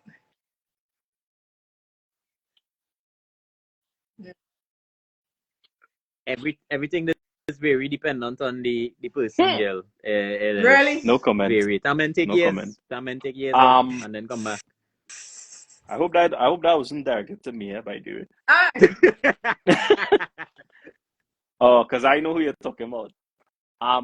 Rane, No, let me it's add one romantic, thing, yes, and there's or a man talk little, about their since we producers given actually. knowledge. yeah. Even though throughout the year we, how to say this, we release the rhythms and we put it out and they stream and they do everything. When you repackage these songs as a compilation now later down and you market this compilation as like a hack, because now you're gonna hack the algorithm to now stream these same songs again, but packaged in a different way. So yeah, they might be streaming here and they might die down, but you put back this now out and you're bringing new life to it now. Or you might throw a remix on, or you try a road mix on or something. And that used to be one of the hacks. Like, yeah, we have these rhythms out, but we put them together on our album. But you pick the best songs, so now this album just going to play. Understand? So it's now more streams. Okay. Mm-hmm. I'll take note of that, right? Because this algorithm thing is very tricky. Mm-hmm. I just want to see this idea here. I have an idea that you would attract a lot of people / artists, a talent show. Let's hear what's hidden in TNT. Yep. Yeah? I mean, yeah, it's something I've been thinking about. But, again, it goes back to your first question, which dealing with artists and the challenges. And it's like, Yeah, we want to do it. Right, but there are lots of people that are hiding, that just and there's a next problem, because now you have a show and you have to bring this down to what, 10, 5? Yeah, It's like it becomes hard, and then who go be vexed and who toting and who thing it comes with its own challenges. somebody said you had to contact NCC first. Oh Lord, listen. Don't do that. That ain't coming out now if you do that. Would it be oh my God. Would it be like something like a Rising Stars? I wouldn't call the name of the entity because but would it be something like a Rising Stars or along those lines? Nah, the idea I had was different, completely different to that. Yeah. All right. So let's switch gears. Kasey, I would like for you to tell, because people here taking notes and they're thanking you all for the gems you all dropping as well, if all didn't see that. Give us a little insight about audio essentials, and what made you come up with audio essentials. Audio Essentials was birthed because I think everybody used to ask me things. Hold on. Birthed. Sorry, I Trini dog. I could say anything. That came about. Yeah, people used to ask me questions all the time. How to do this, how to do that, and then actually, when I realized that, I started to test it out. And I don't know if you remember, I was doing precision tip Wednesdays or Mondays or Wednesdays, and I'd do little tidbits, and then people was like, "Oh shucks, I didn't know that." That was all in preparation to do audio essentials to say, all right, is there a demand for this? Yes, but actually, I say nonsense. I think it happened in reverse. What happened was, one of my dad's friends in St. Lucia, Matthias, was doing a class in St. Lucia named Audio Essentials, and he wanted me to come and teach. And he couldn't pay me, and I was like, no problem. If you can't pay me, they'll fly me up to teach. I was like, well, here what?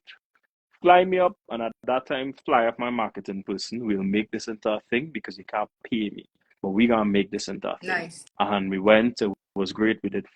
I think the show was just 2 days or 3 days. I can't remember. And we turned it into a thing, and then that now started. Other islands started to ask for it. We did Trinidad, St. Martin, London. No, Trinidad twice. London, St. Martin, St. Lucia. We did about 5. And that's how that started.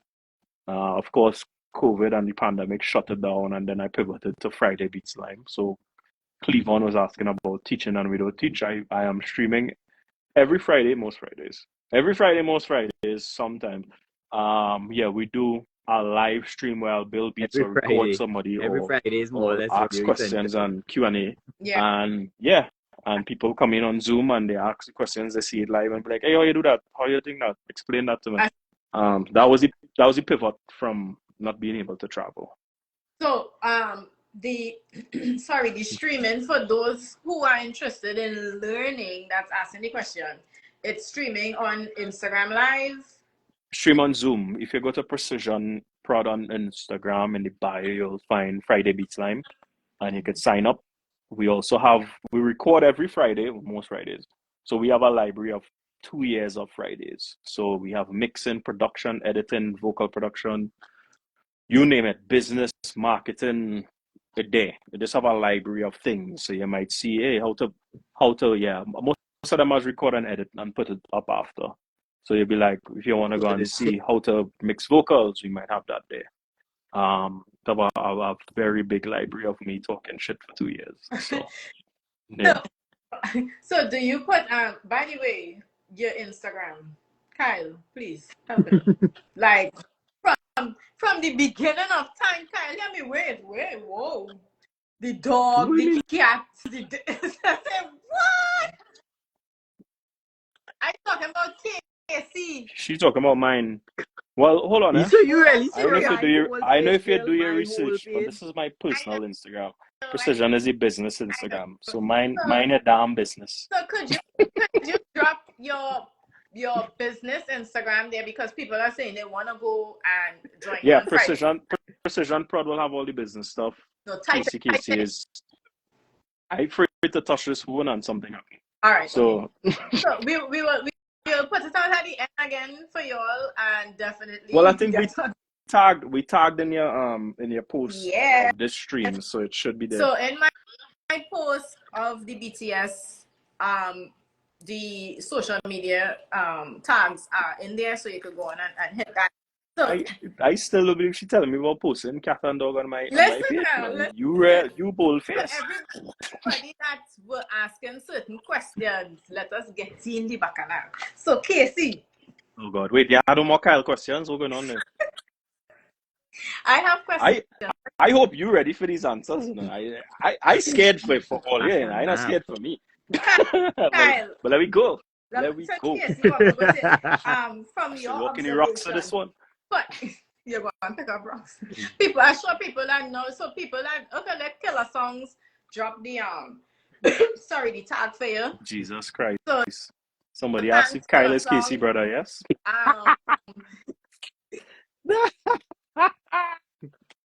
Oh yeah, one really. We on here for 1.5 and you know us. Now coming in. So for everyone that's joining, your clocking time, you're nasty. For everyone that's joining, we are Behind The Soca with Kyle and Kasey Phillips, Bajan Republic, and Precision Production. Oh God, who happen to be brothers, right?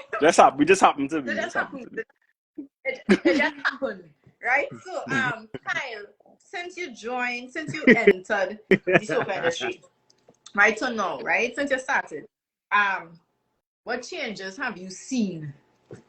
And Kasey, you could tap in on that as well. What changes have you seen? I mean, we evolving, right? Shouts to Johan Entertainment, but what changes from your point of view?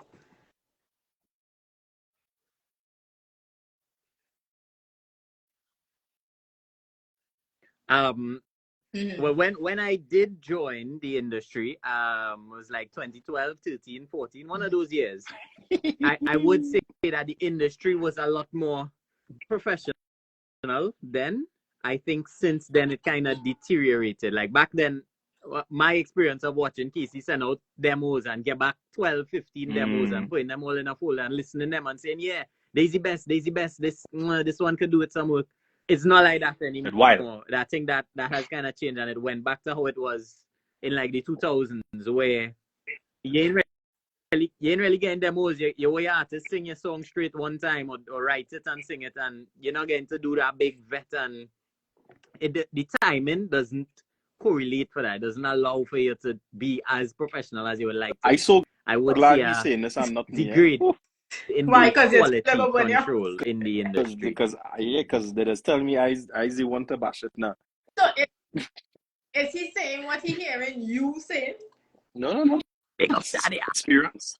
Big up Soca Sauce. Oh, big up the Soca Sauce. So Sadaya. I don't think Kasey ever tell me this, no. Well. So what do you think what changes you think could happen to stop that? Like, is it because everybody's on the go and busy and they don't have...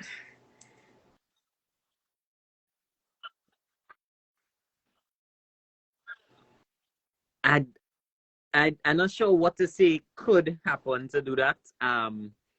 Because it does feel kind of like a cash and grab every carnival.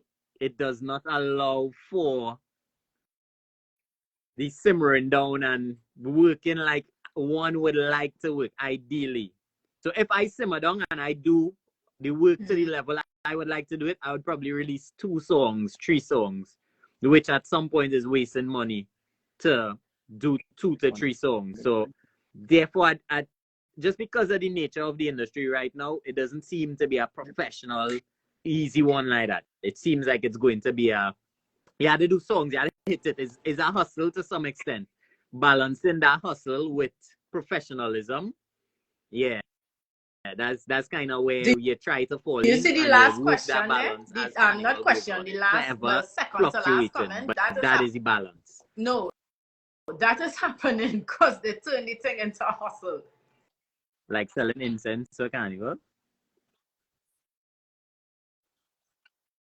No, the thing was always a hustle. It just it was making some sense at a point, but now Kasey, it's kind of reverted back to plugins being on that?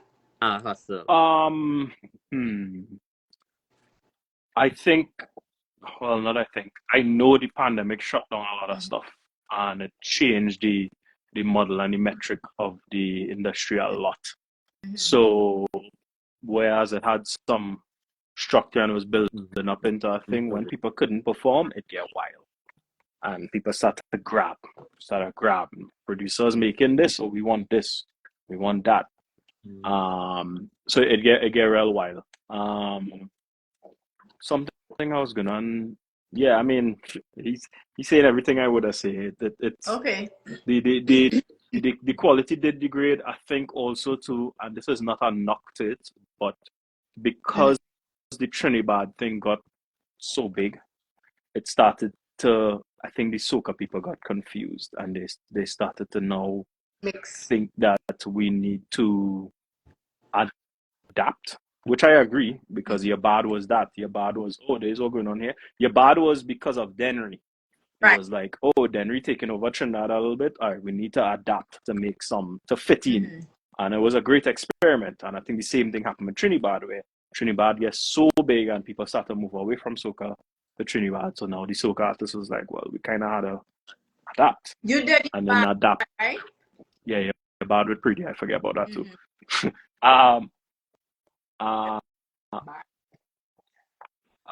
So people start to on the ground adapt to make people doesn't know the stuff song name, feel more like full more like Trinidad and getting that kind of zest sauce now. And I think all those things start to change the quality of the thing. To Kyle's point also before with structure, I want to add on this. You're hearing me with all this breeze, right? We're not hearing anything. Really? Yeah. They're so windy. No breeze, bro. Right now you in the so boot. yes, right now you in the there boot. was structure before, and I don't know if this was an industry thing, if this was a precision thing, but yeah, we would do a lot of demos and prep the songs and have everything ready and just be like, hey Rane, we have these 5 demos. You pick and choose which one you want. You're like, this, great, pay us this fee. You're paying the writer, you're paying the production, take your song, thank you, goodbye. One fix best. That's something. You put it out there, just like, you know. This is your percentage all of that in advance. Don't say that. She waiting for she find No, and next thing too, and I think, well, Kyle didn't say this, but I don't know if, I mean, he should know this. When we get back these 12 demos on rhythms, I would live with these songs for weeks and months. I will drive with these songs. I will sleep listening to these songs. I will wake up listening to these songs, because then you'll start to hear different things. I edit songs a lot, so I don't take things from writers just like that. If a writer send me something, unless you come in real strong, then your song had to be amazing. I'd be like, all right, cool. I might still change a word or something, but I'm edit king. People hate me for that because I'll be like, you see that part there, that chorus, nah, change that. You see that thing there, nah, I like this, but I saw you get the best product, right? Yeah. And I would live with these songs for a while and tweak it. Sometimes, if that person can't execute the chorus, we get a next writer to write the chorus, and we say, all right, is this better? Is this worse? I just like waiting on the stage. Waiting on the stage we had for a while. I think I drive with our song for a year. And just and just listen to that. I was like, what does song need, boy? What does song need, boy? What does song need? And then eventually I was like, I know what it need. Went in and do it. So I think that's part of the care and attention and precision. No, shameless, but that not in the game as much anymore because people just felt it. Quick, fast, felt, let me go. Which works for some people, don't get me wrong. I'm not saying this is the only way. But a lot of the care and attention not there anymore. What do you think? What are your thoughts? Quick thing on artists, like, okay, you record a song, you went by one producer. What do you think about artists sending their song to about 2 other people to give an input? I think it's important. I think it's important, and I think that's one of the things we don't do, which is focus groups and surveying. But you have to know who you're sending it to. Don't go and send it to John Brown, who is our accountant, and you send him a song and he tell you, well, it's all right. Yeah. You send it to people who know what they're doing, right? Somebody who experienced, somebody who have hits, right? This is a big distinction. You kind of froze there. You said someone who have somebody who have hits. Right, got it. Somebody who know how to make hits. Because you could send it to musicians and music people, but you also have to know and have discernment on what to take from somebody. Because I have a lot of friends who shoot down songs. This is all right. I don't really like this part. Why and I'll be like, okay, cool, no problem. And then it come out and then the same person will be like, hey, that song real bad. I say, you hear the song. You hear the song before, right? Yeah. You know me, and I petty. This me. What do you mean I said this? Check here. It sounds different now because it finished. I'm like, yeah. Right, yeah. But that's happened because, again, not everybody have vision. Not everybody know what this going to sound like at the end. Even artists too. Some artists, you send them a song and it was like, this sound like a demo. I don't understand this. I didn't understand Fast Wine. When the original demo for Fast Wine, I was like, what is this? And it's Marshall who lived with that song and lived with it. And then when he come and he sing it and he's like, there's it. It need a little fixing up, but there's it. I was like, really, boy? All right, cool. I trust in your vision. Yeah. And you see what Fast Wine turned into. I still don't love the chorus, but it worked, right? Well, and that's just an example to show we don't always know. We know enough, but we don't always know.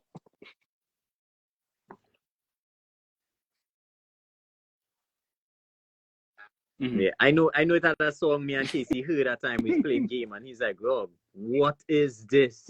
This doesn't sound good at all. When it came out, big song. Oh, loved it. God. I still listen to this day. Boy. Okay. Huh?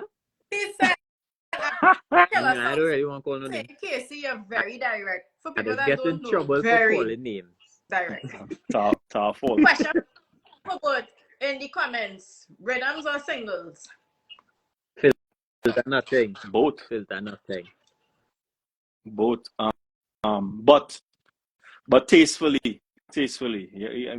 Don't overdo the rhythm thing. I think at this point doing more than 3 rhythms on a rhythm makes sense. And then doing more than 2 rhythms for the season don't make sense. Probably 1, to be honest. But too much. We will say 2 just to be safe. But don't make sense. Why? It's too much. Right. It's too much. Kind of saturate the whole thing. Took the word off my mouth, saturating. But is it not shoot more? I don't think that works like that anymore, you know. You know what? Yeah. To shoot more to get more options. No, he said he don't like rhythms. Don't you do? Yeah. No, I think they both have their strengths and weaknesses. For example, Osaka. I'll use Osaka as a reference. When you choose songs carefully on a rhythm, they help each other, right? Right. So Alive and Well was the song, Right. right? Mhm. But as the rhythm start to go and carnival time come, all of a sudden you start to hear, I may not be right for you, but I right for somebody. That was not the big song. And guess what? Once that get big, guess what song gonna play more? Alive and Well will start to play more. And then they start to now feed off each other, and then personal will get a little blind. And when it's done properly, it works. Just like Diwali, just like Temperature, and all those Sean Paul songs, they help each other. Just like Glue and all these dancehall rhythms, that was huge. There was big songs because they was helping each other, and the DJs had arguments against each song, like this is all the girl in here who da da da run tune. Dancehall rhythms really supposed to work, but again, the science people don't science it out again. They just pelting wild. You see the last question there? It comes into what you just said. Well, it's the same train of thought. Is like the question is, what do you think about artists releasing 7, 8, 9 songs for the season? I think that is madness. Ooh. Thanks for telling me. Two or three max. What? 2 or 3 max. Yeah, because how are you going? And there's our next thing. There's no way you're going to market 7, 8, 9 songs properly. Yeah, why? In 3 months or less. You're not doing 7 or 8, 9 videos. But isn't it put it out to see which specs or? Nah, you're shooting yourself in the leg. You're shooting yourself in the leg. But that's what I was saying. That is what people will be doing. I think you get your 7, 8, 9 songs. You come in the desert or you go in the forest or wherever you want to chill out, and you sit down and you listen all and you say, all right, what really making sense? What my brand connecting with? All right, as a whiner girl, I want to go on stage and execute this way. I want to look this way. So you know what? These are the songs. Or I'm not a whiner girl. I'm more streaming artist or unplugged artist. These are the songs, and you have to cut it down. And then the year after, you could do the rest of songs. But you kind of have to live with you can't. How you marketing all these songs? Like, yeah. I could tell you for a fact, like if you spend $20,000 on getting these songs done, you have to spend $40,000 on marketing it for it to make sense. Yeah. How you doing that for 9 songs? I call it Aaron Duncan.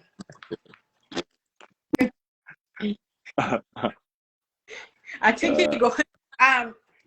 So, do you think that seasoned artists are teaching upcoming artists how to operate within the industry?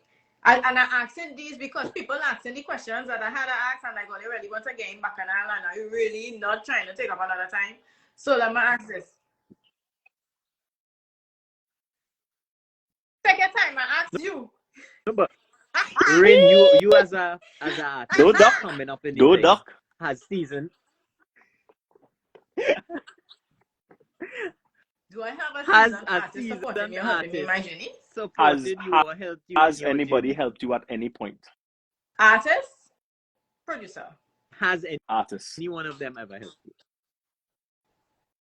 No, there's varying degrees of help. They might put you on a show, they might lay you open, they might think. And I think that's valid to a point. Right. But I think your question should really be, are seasoned artists mentoring younger artists? No. Okay. Some. No, let me not say no to all. I think some people do it, but I don't know if they're doing it in a valid way to be mentoring. Like, hey, let me show you how to do this. It's kind of like, come on, roll with me for the season. You might learn a little 2 thing or 3 thing. It's not really like, hey, you really shouldn't be doing this. That's a thing. Rolling with somebody for the season to learn. Open for me on my shows, yeah. Open for me on my shows. Move it, you go learn something, you go see how we do the thing now. Yeah. I've seen that. That is not mentoring. I mean, not knocking it to say not valuable. Yeah. Yes, you will learn some stuff. I mean, even in the studio, we just do that. Come and look on in the sessions, you might pick up a little 2, 3 things. But mentoring is a different science where you really sit with this person and be like, all right, what you want to do? There's what you want to do. There's your sound, there's your brand. You shouldn't sing the song. This don't match your brand. When you're performing, let's watch a video of your performance. Right. I don't like when you do that. You should probably do that. That's really mentoring. But again, in 3 months of a season, who had time to sit down and mentor somebody. What about preseason? I agree with you.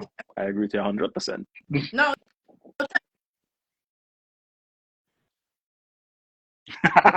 It's no off season. You feel them Soca artists is football club, them don't play preseason. They no preseason with them. No. Well, they touring for the rest for the off They season. come They out when touring. carnival is in full effect. But They I come would say to outside. answer your question, Not I remember my preseason. first show, I called Pretty, like nerves. He said, get on the stage and you'll see it will come to you and watch. And so said, so done. We did a song together. He put me on his stage. He put me on one of the shows. It had a time I was supposed to perform at an event, and the people was like, no, we don't have no spot for her. And he said, you don't have no spot for her? Give her spot in my time. And he came down and spoke to the producer, to the promoter, and was like, yeah, he left already. So and came to the... So there's a degree of promoter. I wouldn't say mentorship, but he gave you a play, like he helped you out, and that is valuable. But the question you ask, I don't think is that. No, you in turn asked me. I said, do you think season artists are teaching upcoming artists how to operate within the industry? He would give pointers and say, well, don't do this, don't do that, market this way, market that way, or sometimes he would not, I see you doing your thing, I like what you're doing, you know. But to say it come from other people, I can't say off the top of my head, and if I forget anybody, I'm very sorry, but I would remember. But again, it's all cycles. Everybody learn from examples. So if they're not getting it coming up, they're not going to do it. Some people do it. Some people do it. I'm not saying, I'm not knocking everybody. They didn't get it. They don't know to do that. All right. Well, let me get in to get down and get out. I think the producers, the producers and writers, I think, do it a little more than the artists. Yeah. I must say, I like when I go to a studio and I am schooled. I am taught something. I could leave with something. Yeah. And I like to, like, when I get a performance that people that worked on the song, even like Kasey, I will say, what do you think about this? And, they give me feedback and say, well, you need to do this. Yeah. Do that second song. Don't move up too much, whatever the case. I like that. Naki asked a question there about Marshall and doing for Patrice, Zana, and Nappy. I think it's a degree of mentorship, but it's mentorship in his way. Was it like sit down in a classroom or let me go through this? No, but I'm sure he would have given them pointers or both. Yes. Yeah. I think that is what mentorship looks like in the industry. Yeah, I have my own thoughts on that, but that's a different conversation. But yes, it is. Some, because I don't want to say no, because I know it have some artists that are doing it. I know Nadia's do it to some degree because Nadia had a few people with her at a point. I'm sure Bungie did it at some point too with different people along the way. But there's a few examples.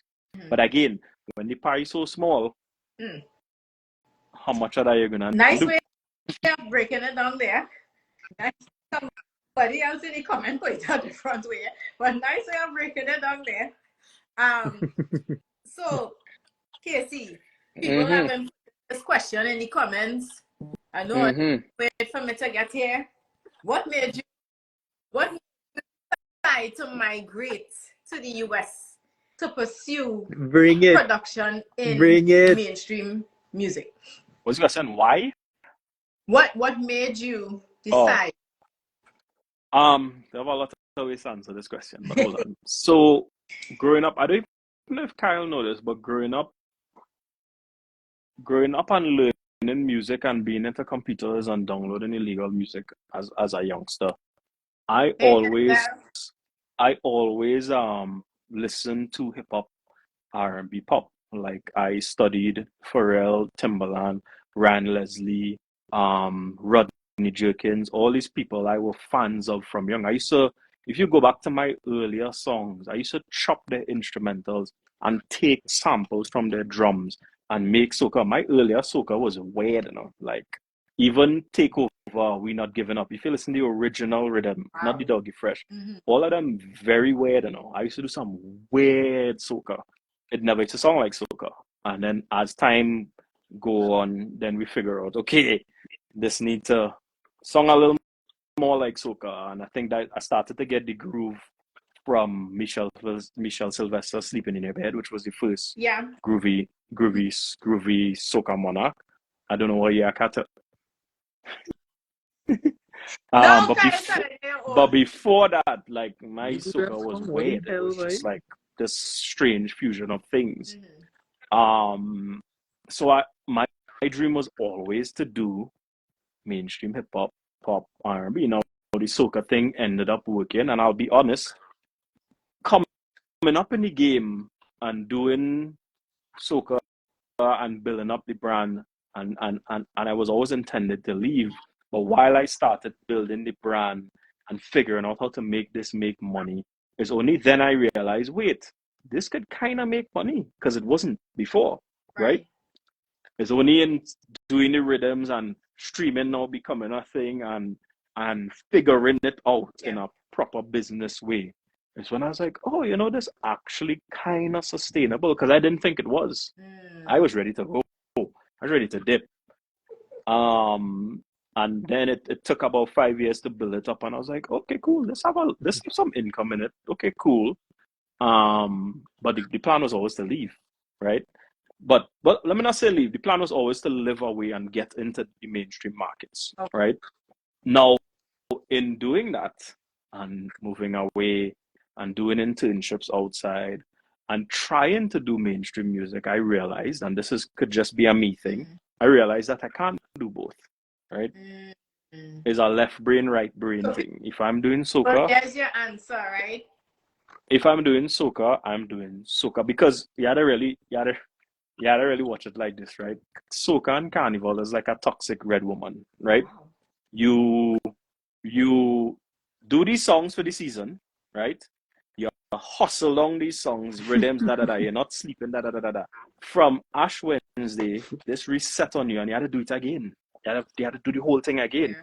But now you're trying to top yourself before, and you're trying to top the Soca Monarch or your Win Road match, and you're chasing this thing, and it becomes toxic, because you're killing out yourself to beat what you do last year. But when you really think about it, there is no other genre in the world that releases thousands of songs and just throw them away and go again. Fresh.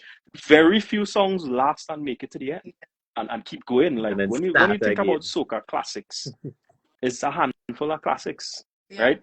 And in the last 5 to 10 years, the classics dwindling. They're still playing Tiny Whiny and them old songs. They don't really have... Yeah, they don't really those have old new... I mean, classics. you might get a little practice, you might get a little go down, you might get a little bend over, a little fog, but there's fun in between. And so back to what I was saying, the left brain, right brain thing, I couldn't do both. I couldn't do both. I couldn't chase road march, carnival, doing rhythms, which rhythms in itself is a nightmare, and then still try to do this. Yeah. It can't happen. It can't happen. Now I could do one right. and focus on this. Thank you. And not fully be in it. He catch that kind. But yeah, no, I had to big up a little bit. I had to refocus. It couldn't work. Also to the income from soca could not fund living in LA. I was waiting for you to get there. And that's just the reality. LA is expensive. LA is very expensive. And it couldn't do it. It couldn't do it. Not saying that I'm making a lot more yet, but I'm trying to,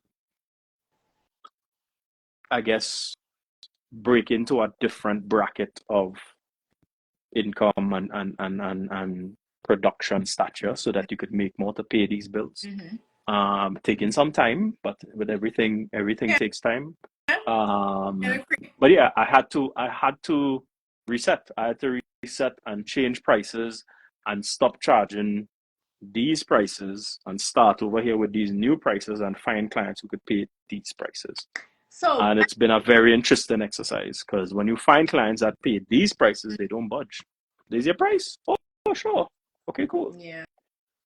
Yeah. So, why LA and not New York? I'm not a fan of New Really? York. Real talk. Yeah. Real New York people understand. That's fine.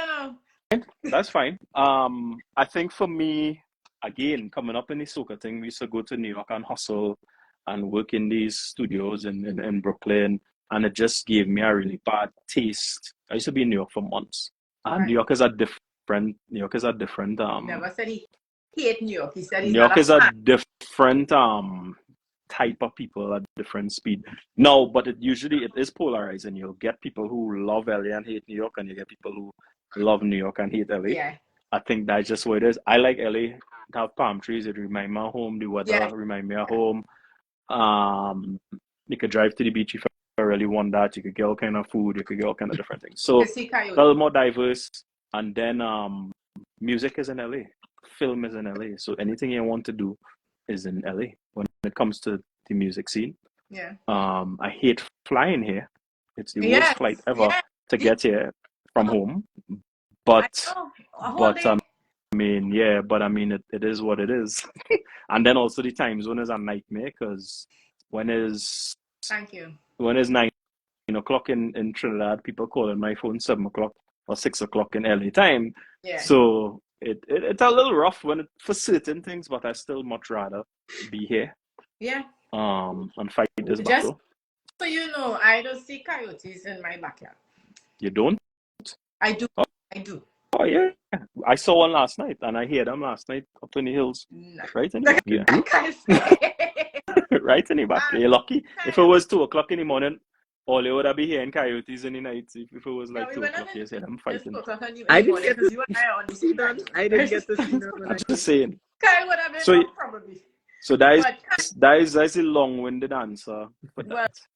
Well, I think you have answered everyone's question because I don't know if you saw it, but Yeah. like 5 of them.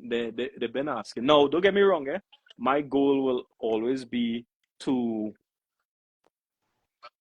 return to it when I have a way forward for it.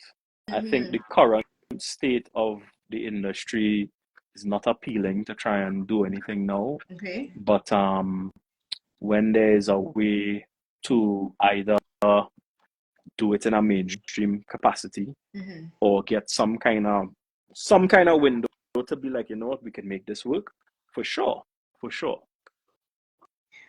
So you kind of jumped on my next question, but before I go there, I wanted to ask Kyle, how come you didn't accompany Kasey? Did he say, nah, little brother, I don't want you with me? I think within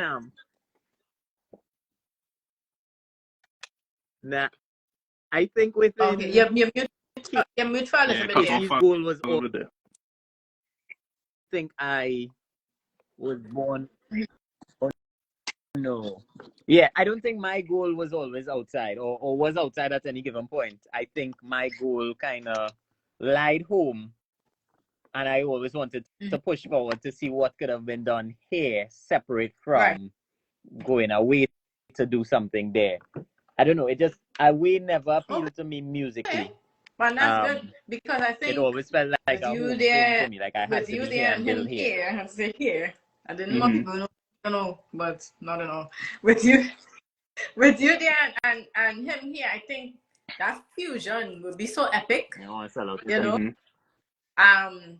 Because for people that don't know, Kasey been working with Ciara and Chris Brown and with NBA Young Boy and all these mainstream rock city boys and stuff like that. And I think like when the both of you all come together and mesh that, especially with Kyle loving this techno vibe and you know that would be to me. Well on you with this techno thing, boy. But definitely, Kyle, when you're coming up, please let me know, and I will make an appointment. Yeah, not techno strong. Yeah, I say good. So I was actually Kasey, touch thinking on, about coming up sometime this when it year. get to We'll see. that We'll see how level, it goes. do you guys think it's getting there, or will be there anytime in the near future, soca on a mainstream level? Because we know everybody know dancehall. We know everybody know Afrobeats and I'm gonna let Kyle answer at least start this answer.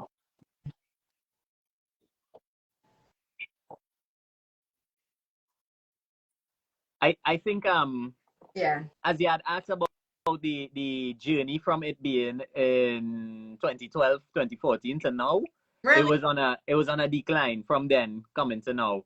And I still think it's declining. What? It's not it's not going back up yet. So we're I still guess on you the will down. say because of We're the still going pandemic. down. Like when will we stop? We haven't started to go back up yet. Wow. I know it was on its way down before the pandemic too. The soca industry just became so accessible for everybody that everybody got an ear and get to play in the soca thing, and it lost some quality control. And within that quality control, it just continued deteriorating and deteriorating. And I think the state it's in right now, like I love Carnival, I love soca, but I know that quality wise, as a producer that knows quality, I think it is on its way down. And only when it reach down and start going back up, then I can tell you, all right, maybe we could look at the opportunity of doing a pop soca or a soca pop song. But that releasing right now, think of if you were to sing a pop song with soca feel behind it. You could get big in America and it wouldn't do anything for soca in Trinidad. People wouldn't care for that. Is it because I don't think I don't think we close to that. I think like we still have down to go before we start going up. Mix into other things. I mean, we want to keep the essence of soca, right? But maybe we need to fuse. I mean, they're trying. Mm-hmm.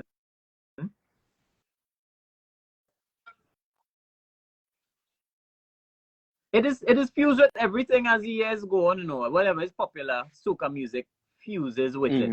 So like back when we was waiting on the stage timing, techno was very popular around the world. So we had soca sounds that sounded like techno songs. So we have Afrobeat popular around the world right now, and we have a lot of Afro sounding soca, or we'll get some Amapiano sounding soca. And I think with time, as it goes on, we will develop our own sound and stay true to it, and then we will start building from there outward, so that we have soca sounding soca songs. Yeah. So I think we have one or two. We have like the engine room and the backyard jam. I think it have two answers to this question. So what Kyle's saying is one answer, which I think is valid also. Right. But I also have had a new outlook on this answer.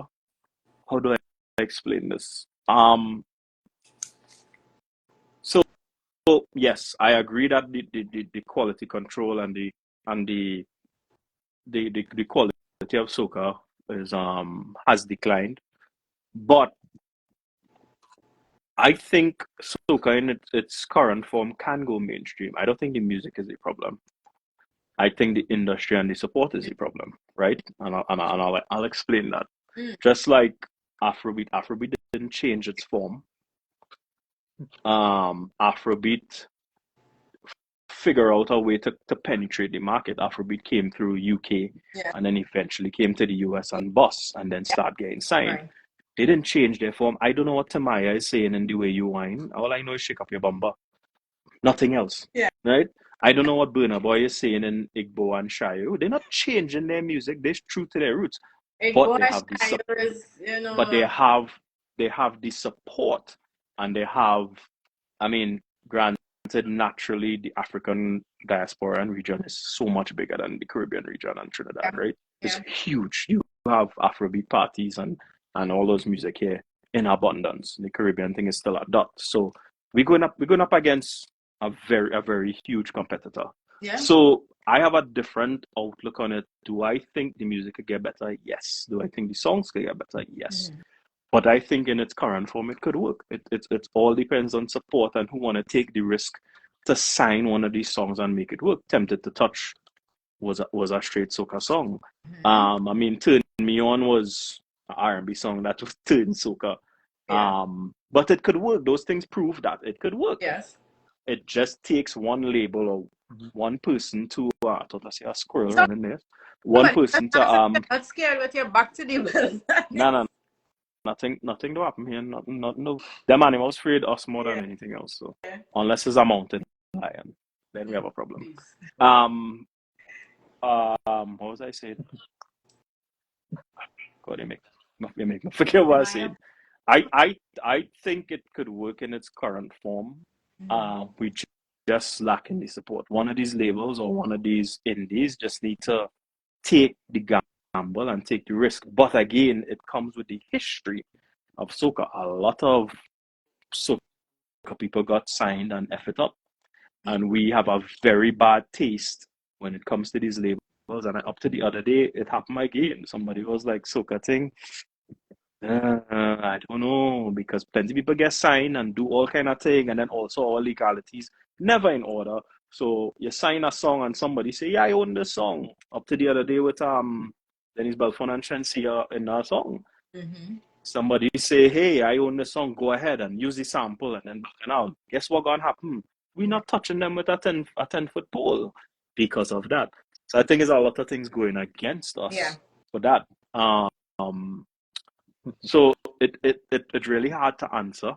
I do think it needs to get better. I also do think it needs different versions of soca or different angles of the music. Like it doesn't always have to be festival music and fast. It could have we don't have slow, mellow soca songs that resemble lo-fi or resemble soul music, for example. We have a few, but most of them is like up tempo, we party and we whine and we jump and wave. So I think there's a next thing. I think we are doing and we are developing cruise ship music, right? And I'm gonna get shit again. I'll get shit for this, but when you think about it, right? Somebody come home, they play mass, they put on a costume, hey, and then they leave, and they're not. Do you think they're buying a song? They're buying a CD, or they're going with it? No, it's cruise ship music. They go on a cruise ship and you hear hot, hot, hot, and you jump up and you wave, and then you go back. You go back home, and yeah, you might fall in love with one or two songs. Yeah, they love the culture, but they're not really taking it and doing anything. It's just for that moment now. Which is great and works, but it also stifles us now. And we need to figure out how to now package this to make sense and to be like, all right, how do we sell this as a thing? We have all the carnivals around the world now. We have a carnival in Berlin, Ibiza, Hollywood, Atlanta, Miami, which is a good thing. But we need to figure out now how do we bridge this now to make it make sense. And I think that is the missing part.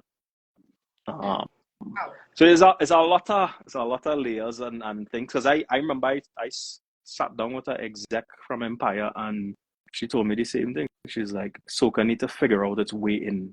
Afrobeat figured out their way in, which was UK, bust through UK, come down the line, and it come back into the US. Soca need to figure out where it's going to go. Is it Ibiza? Is it Miami?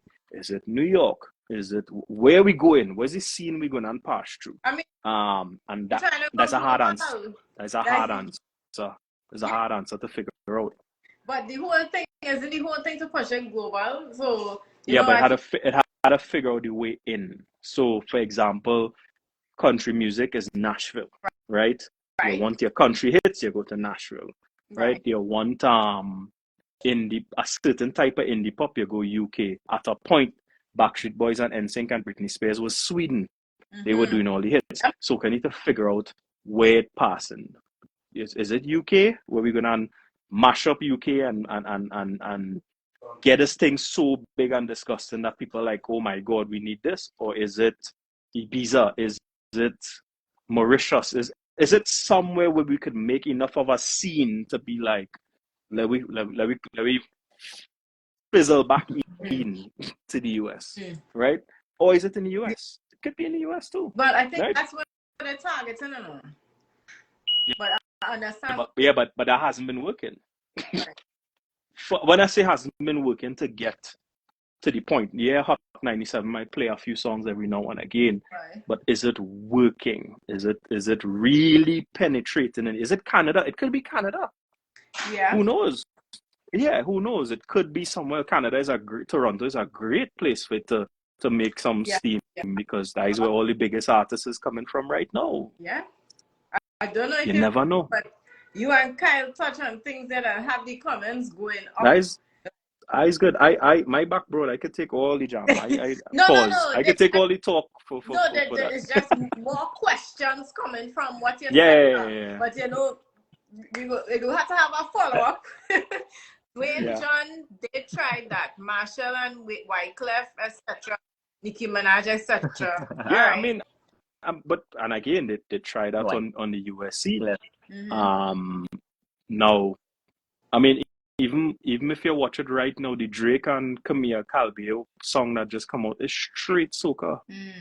It's more soca than Justin Bieber. Sorry. So it will have to have, I guess, a mainstream person, is what you're saying. Tap into. Not necessary. Maybe for a remix or something, but it just need an entity like a Universal, a Warner, a Empire, or somebody to take the risk to be like, hey, we believe in this artist and whatever this artist is singing. We believe in their vision. We believe in the sound. We know if we put steam behind this artist, we could tap into the Caribbean diaspora, get those plays and those streams, but still break in mainstream. And it could be UK. I feel UK is a nice market. I think Canada is a nice market. US a little too calculated for right now. Again, this is just my opinion. Don't come for me either, but it's just my opinion. Don't come for me. But yeah, so I know we give two different angles on the answer, which is good. But I think it could work. I think it could work as is. So that's not happening unless the artist understands the work ethics.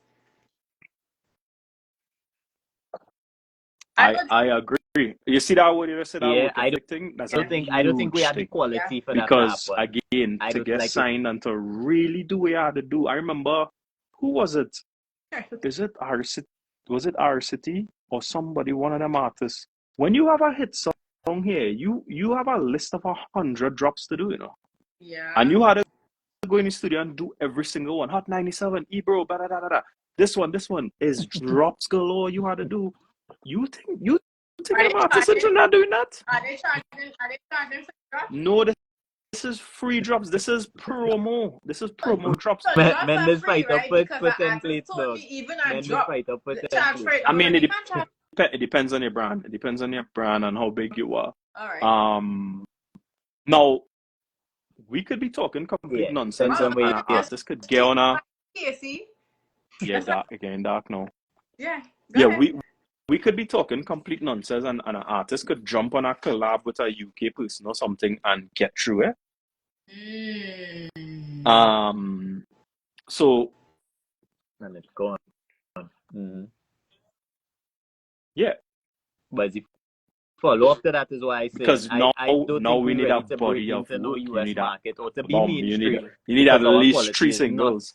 At that time. Do you see? It would be one song that passes. Kevin Little, one song. Just like them to touch on those that pass. Even one song. Even Sweet soca music with the sample from UK. Hello. They didn't have no follow up after that. True. Look at Naki's last comment, and I think she has a point. Yeah, I don't think that artist have an album with songs that are not soca. Artists have multiple albums, by the way. Love the album. I love it. I can't remember the name, but the whole album on my phone, just so you know. And I love it. Which one? Which album? I have a few. In a yellow with big puffy hair. That's the one that was okay. Yeah. That's the real. Okay. The real. Oh my God. Love it. And the songs and things that you could resonate with. And it's not soca. And I know when it was launched, everyone thought it was a soca album, but it wasn't. And I love it. I mean, that's just me. But Kasey, you said on a panel, soca. Oh boy, I know. Yeah, I know where that's going. There we go. And Kyle, you and I had to tap into this because if Kasey thinking it, I know you thinking it, right? After all your brothers, for people that don't know. Anyway, so Kasey, on the panel that you sat on, which I'm learning a lot, thanks for sharing that link. You said soca artists don't have a look. What look are we supposed to have? We soca artists. Because to me, I was like, I feel I looking nice. I look like a soca. No, I never say soca artists don't look nice. I didn't say that. Say, so okay. Let me science it out. When you think of a reggae artist or a dancehall artist, do you see something? Was that supposed to be kind? Oh, you're right. Oh, you're too one. And I'm asking you, Rane, what do you see when you think about a reggae artist or a dancehall artist? They have first of all, Jamaicans on the whole have a look, right? You will identify a reggae artist because the turban and, the Gideon boots, khaki suit. They have, right. So they have a whole world, they have Gideon a whole aesthetic, boots, they have a whole symbiotic right. relationship built around what they look like, their fashion, what they do, how they talk, what they preach, what they believe in. It's a whole world, right? I don't think we figured out yet in soca. These comments, I swear. Okay. We even the dancehall artists, they dress either with the tight pants and big belts and the flashy and the this and that. That is the look. That is the look. And then the passa thing. I mean, that is just further to it. That is the culture now behind it. Now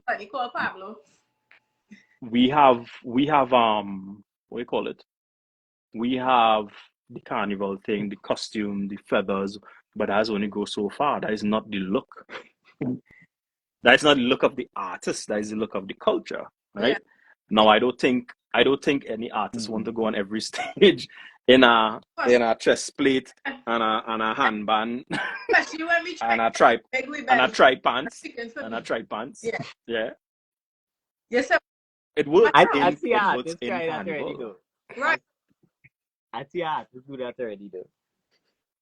I think I see that. I think I saw it. Doing like an interview on the radio. They keep no, don't call no name. All right. So that's what my comment was. It was like, we ain't figure out, and I think we have all the elements now.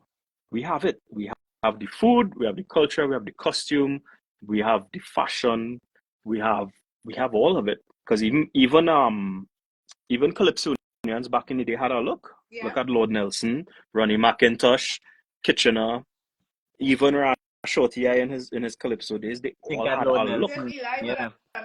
Lord Nelson, I think something. Right, they all had a look. Yeah. But now I think the soca artists, and not that they look bad. I'm not saying they look bad. No, it's just that it all over the place. We ain't figure out our aesthetic fully to be like, hey, what does a soca artist look like when I think about a soca artist? You're right. And also to what does a soca party goer look like? I want to look like we used to have it back in the day. Today. Let me yeah, we ain't going to that is our next topic. No, but I think it goes both ways. When you think of somebody who go into Ultra or go into EDC or go into Tomorrowland, they all look the same. This is what this is. We had it.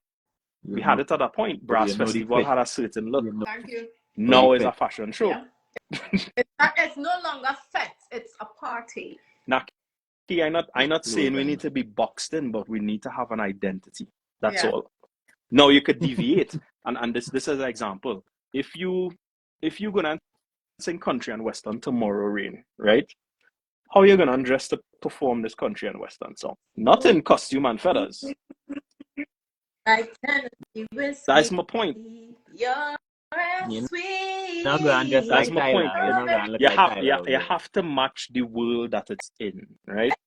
And we ain't saying try too hard and go and put on a cowboy hat and no, but that's the look, right? But you might dress a little more. You might dress a little more reserved. You put on a boot, but that is the world you want to be in, right? You can get away with the boot.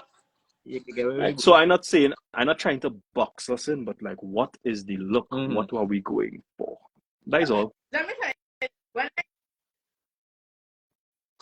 when I traveling, right? Mm-hmm. When I used to travel, I Trinidad, was just darling. That is comfortable. not I a don't care soca about who thing. see It's a me, whatever. Trinidad Slaps, Caribbean this, thing. that, the other, leggings, Crocs, No, whatever. but we're not No, talking about listen. it every day. I Where one time I was traveling, I was going to Miami Carnival. Just get Mhm. my lace laid, you know. I have on a sweatsuit. I'm in JFK. I see Nicole Ari Parker and can't remember the husband name, Jesus. You know what I'm talking about? No, but Nicole okay. Ari Parker, somebody help me, and her husband. I can't remember his name. Boris Kojo. Boris. Oh, okay. Okay, I mean, I Yeah. saw that Who's that? and I was like, oh my god. I was like, hi. Left my suitcase over there. And just like, hi. And I was like, I'm a soca artist. And they was like, oh, you're a soca artist. And in my head, I'm like, am I looking like a soca artist? Like, and I telling these people I'm a soca artist. And that is further to the conversation. You as artists have to represent yourself all the time. And since then, I started dressing to travel. Like, yeah, because it's like you don't know who you could see, especially going through Cali Airport. You don't miss. Right? Mm-hmm. And in Houston, yeah, like you don't know who you can see. So Let me ask you this: How Run DMC and Jay-Z and Biggie back in the day used to look I mean, as rap artists? well, we ain't going gold down, especially No, you going to but that. no bad. I drawing reference to drive the point home. Okay, now. Yes, you will know it's them. They have a look. Naki asked what differentiates you from how Shansia look, Rane? Oh, she asking you that. What differentiate me? No, but at the time I was just in sweat, you know, like these people on private plane. Yeah, like. No, you can't. What you can't. Is that Shansia is either representing. Shansia is either dressed properly with her stylist, putting her in something. She might have Jamaican colors when she do her videos or something, but she dressed like an artist. But also Shansia now mainstream too. So right. Yeah, but her sweats is not the sweats that Rane buying. So even our now mainstream artists switch up the style, right? yeah. So you had to do that. But I understand what you're saying. I mean, Teja kind of figuring it out because he carving his lane of how his fashion looks. It's kind of like this David Rudder 2.0 younger modern version. So and he figuring it out that works for him. When you see his branding, you're like, that's a Teja video. Yeah. Oh, that's a Teja song. Yeah. So it's just figuring out the overall aesthetic and look. The look and your sound. Yeah. I mean, and again, I think we have all the elements. We just have to figure it out. I mean, nobody wants to go on stage and sing the song holding our doubles, but we have all the things now. We have all the things to figure it out. We just had to. We just had to figure it out. Sift it down because we have a lot. We just have to come down with it and be like, all right, this is the basics. Science. Mm-hmm. Yeah. Mm-hmm. So, we coming on to the end here. Just want to know, are both of you members of the Grammy Recording Academy? I am. You gotta pay your money to renew your membership. I was at a point. I don't know if I still am. Yeah. Do you know of any other soca producers in soca? Yeah. We did a big push of getting people in. That's good. That's good. How does that help then? Do you think that being a part of this academy has where are they laughing? The comments. Yeah, the comments, right? The comments. So do you guys think that being a part of this academy could give soca that push to get on Grammy scale? Yes, but it's a very long game. It's not an immediate thing. We need hundreds, thousands of us in to start to enter these albums. So, for example, I could talk about K-pop and Afrobeat. Afro just get their own category. What was it? This Grammys or Grammys before? Because I was on the screening committee for Afro, yeah, for Yeah. African, and that's because there's so much songs coming in, and they was going in global. I think they were going in global and getting licks or winning, and then the other people start to fuss and be like, well, these Africans can't win this all the time, so they separate them and put them in their own thing. Now that's a process by itself. You had a lobby for that.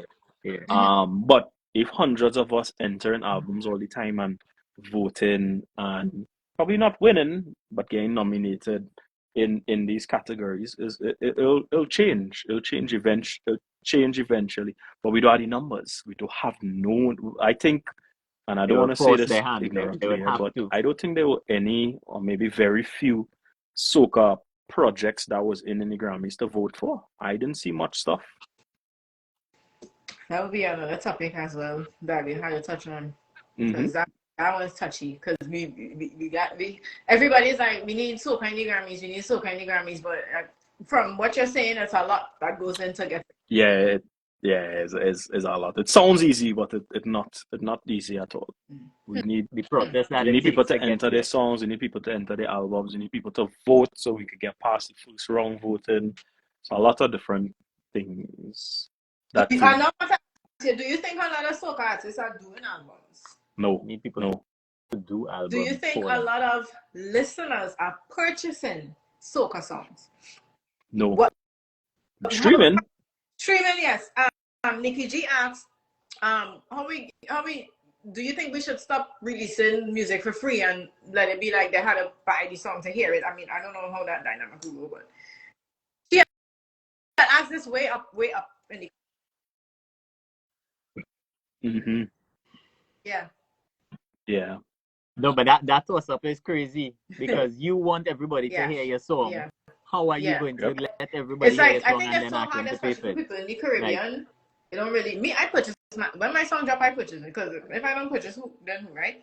I have. Well, I mean, Yeah. Stream your own thing. Listen, and have artists, even mainstream artists that does buy new tune, people you buy new stream the thing tune, so it could go up there on the chart. So let me support me. That's a thing. There's stream farms is a thing, you know. Yeah, let me support me. I purchase my songs, guys, so you can also purchase my songs. Next thing to Rane, like an artist will drop a song today, post about it for a week, and then after that week, that promo done, you know. You not seeing them promoting no more song again, you know. That's it. Promo is over. Yeah, these artists don't even do a swipe up. Hey guys, I just dropped this song, swipe up to go and stream my song. Like the song might you don't even do that. I just boost my stuff, but marketing is a real hard thing. I ain't gonna lie to you. I agree. A lot of people say marketing is hard. It's hard. It's money. For music is harder because it's not one-to-one conversion. Is you hoping that somebody gonna stream your song. If I sell in these t-shirts, I know you buy 100 t-shirts, right? I know I sell 100, but it's streaming. You don't know who's streaming your song. You hoping for the best. Well, Apple Music and Spotify thankfully does tell you who's streaming, where they're streaming, gender. No. It doesn't tell you who. It tells you a category. Yeah. But that's a very and there's a different topic. I think Soca Sauce will love this. Individual name. Let's say you spend $10,000 to market this song to get 20,000 streams, right? I just calling random numbers. After these 20,000 streams you get, you don't know who these streams are. So when you release your next song, you have to spend $10,000 to get 20,000 streams again. You don't have an email list, you don't have a list, you don't have contacts, you don't have the people. These people are not your fans, so you don't even know. You can't even be like, oh, these 20,000. Let me see who in Barbados, because I go in Barbados next week. Let me push out a email to say, hey, I'm in Barbados. You listen to my songs, I'm in Barbados. They don't give you the info, and a lot of artists used to fight about that and be like, you're not getting no information from Spotify or Apple.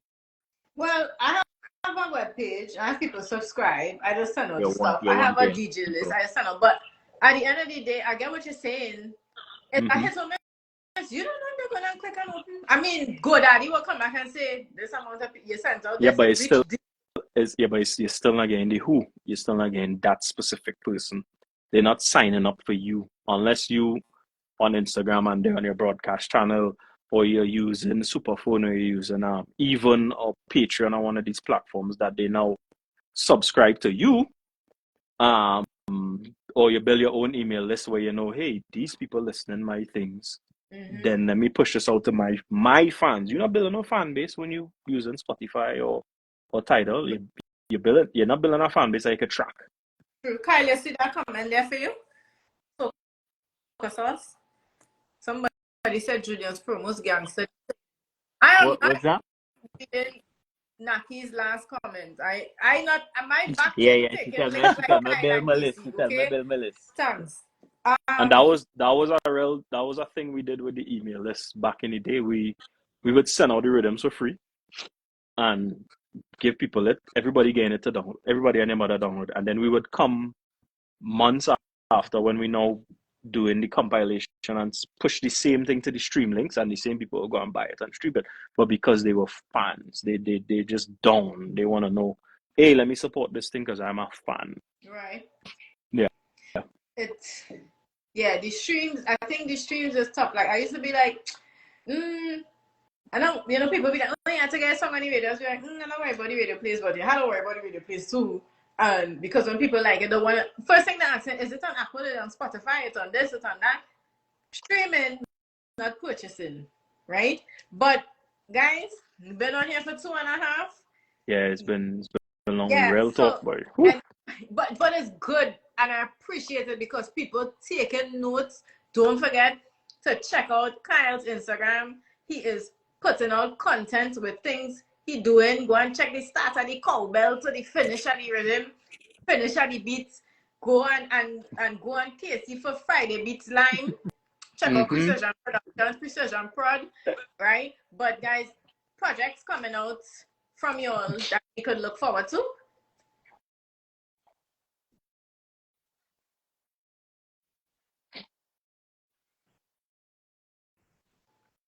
Yeah, we have things coming.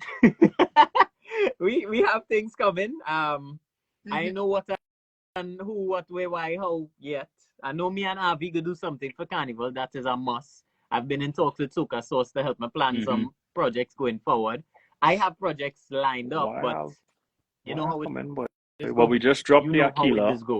Most Wanted. That's a Canadian artist on Sony. They're going good. I have an R&B single to drop this month. I can't say who yet, but that coming soon too. What's your WhatsApp status? Yeah, that I'm waiting on them to let us know when that dropping. I think that is it for now. I mean, I have things in the works, but I can't really talk.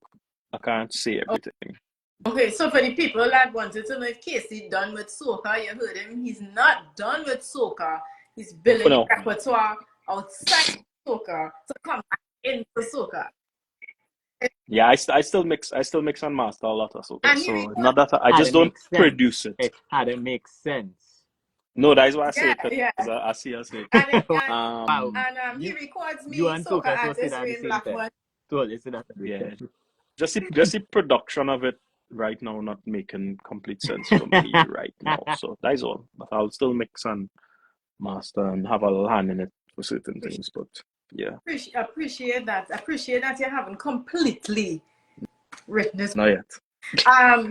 So someone asked earlier, and I'm going to touch on it. What tips can you give new artists want to venture into the soca industry? Kyle, what that face?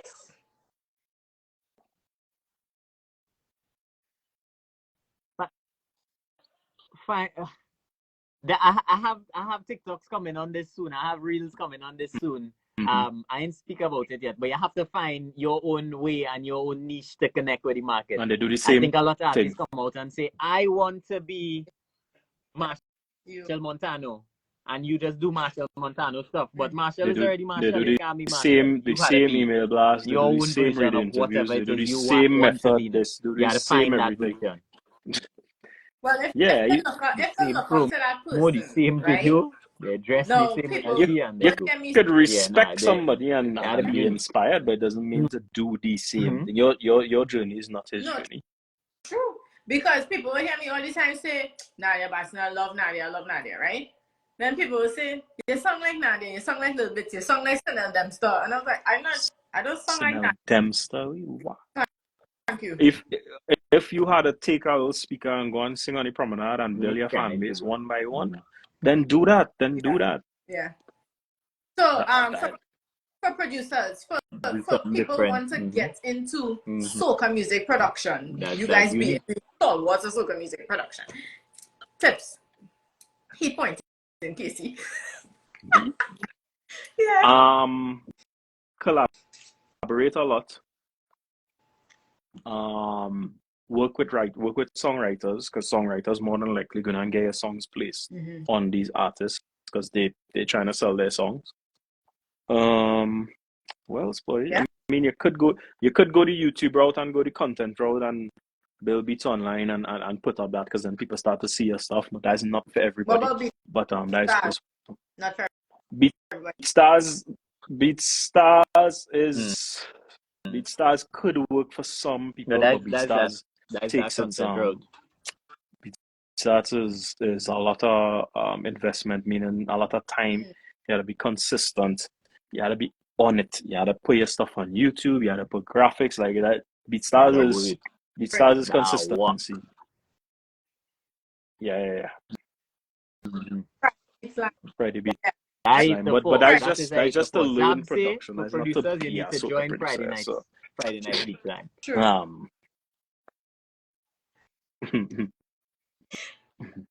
So guys, for the soca beat time, for the content that Kyle is going to put out that will teach you all things, just get them the social media handles again, or the email addresses if they want to contact you to work.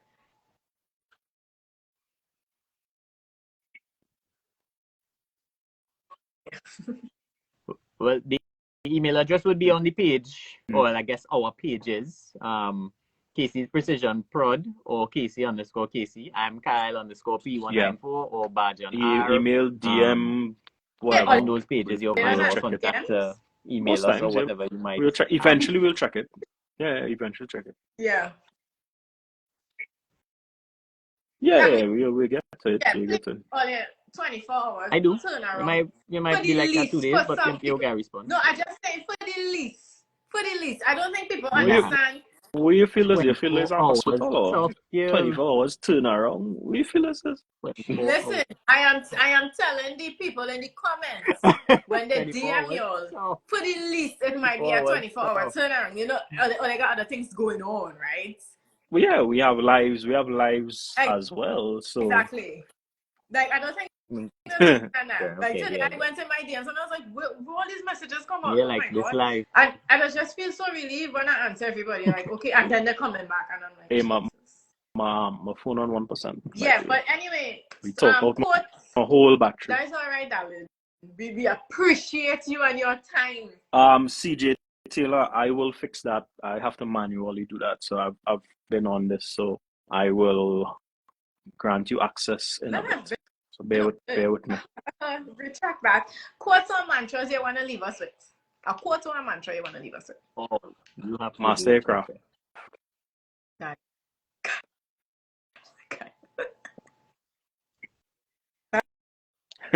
No one owes you anything. Guys, thank you for your time. Enjoy what you do. I hope you guys enjoy. Oh my God, I hope I don't think it is what it is. Go ahead. Rane, I have a question for you before we go, girl. Are you the children that the man I have to. I know talking what about he's saying. He wants to know if I'm related to the Blackman. He just brought it across, and I like how you bring it across. I will do my research. My brain hurt me there with that one there. I was like, do my what? research and get back Are you to the you, children? He was telling you to watch They're gonna do a 23andMe and we'll do a ancestry thing.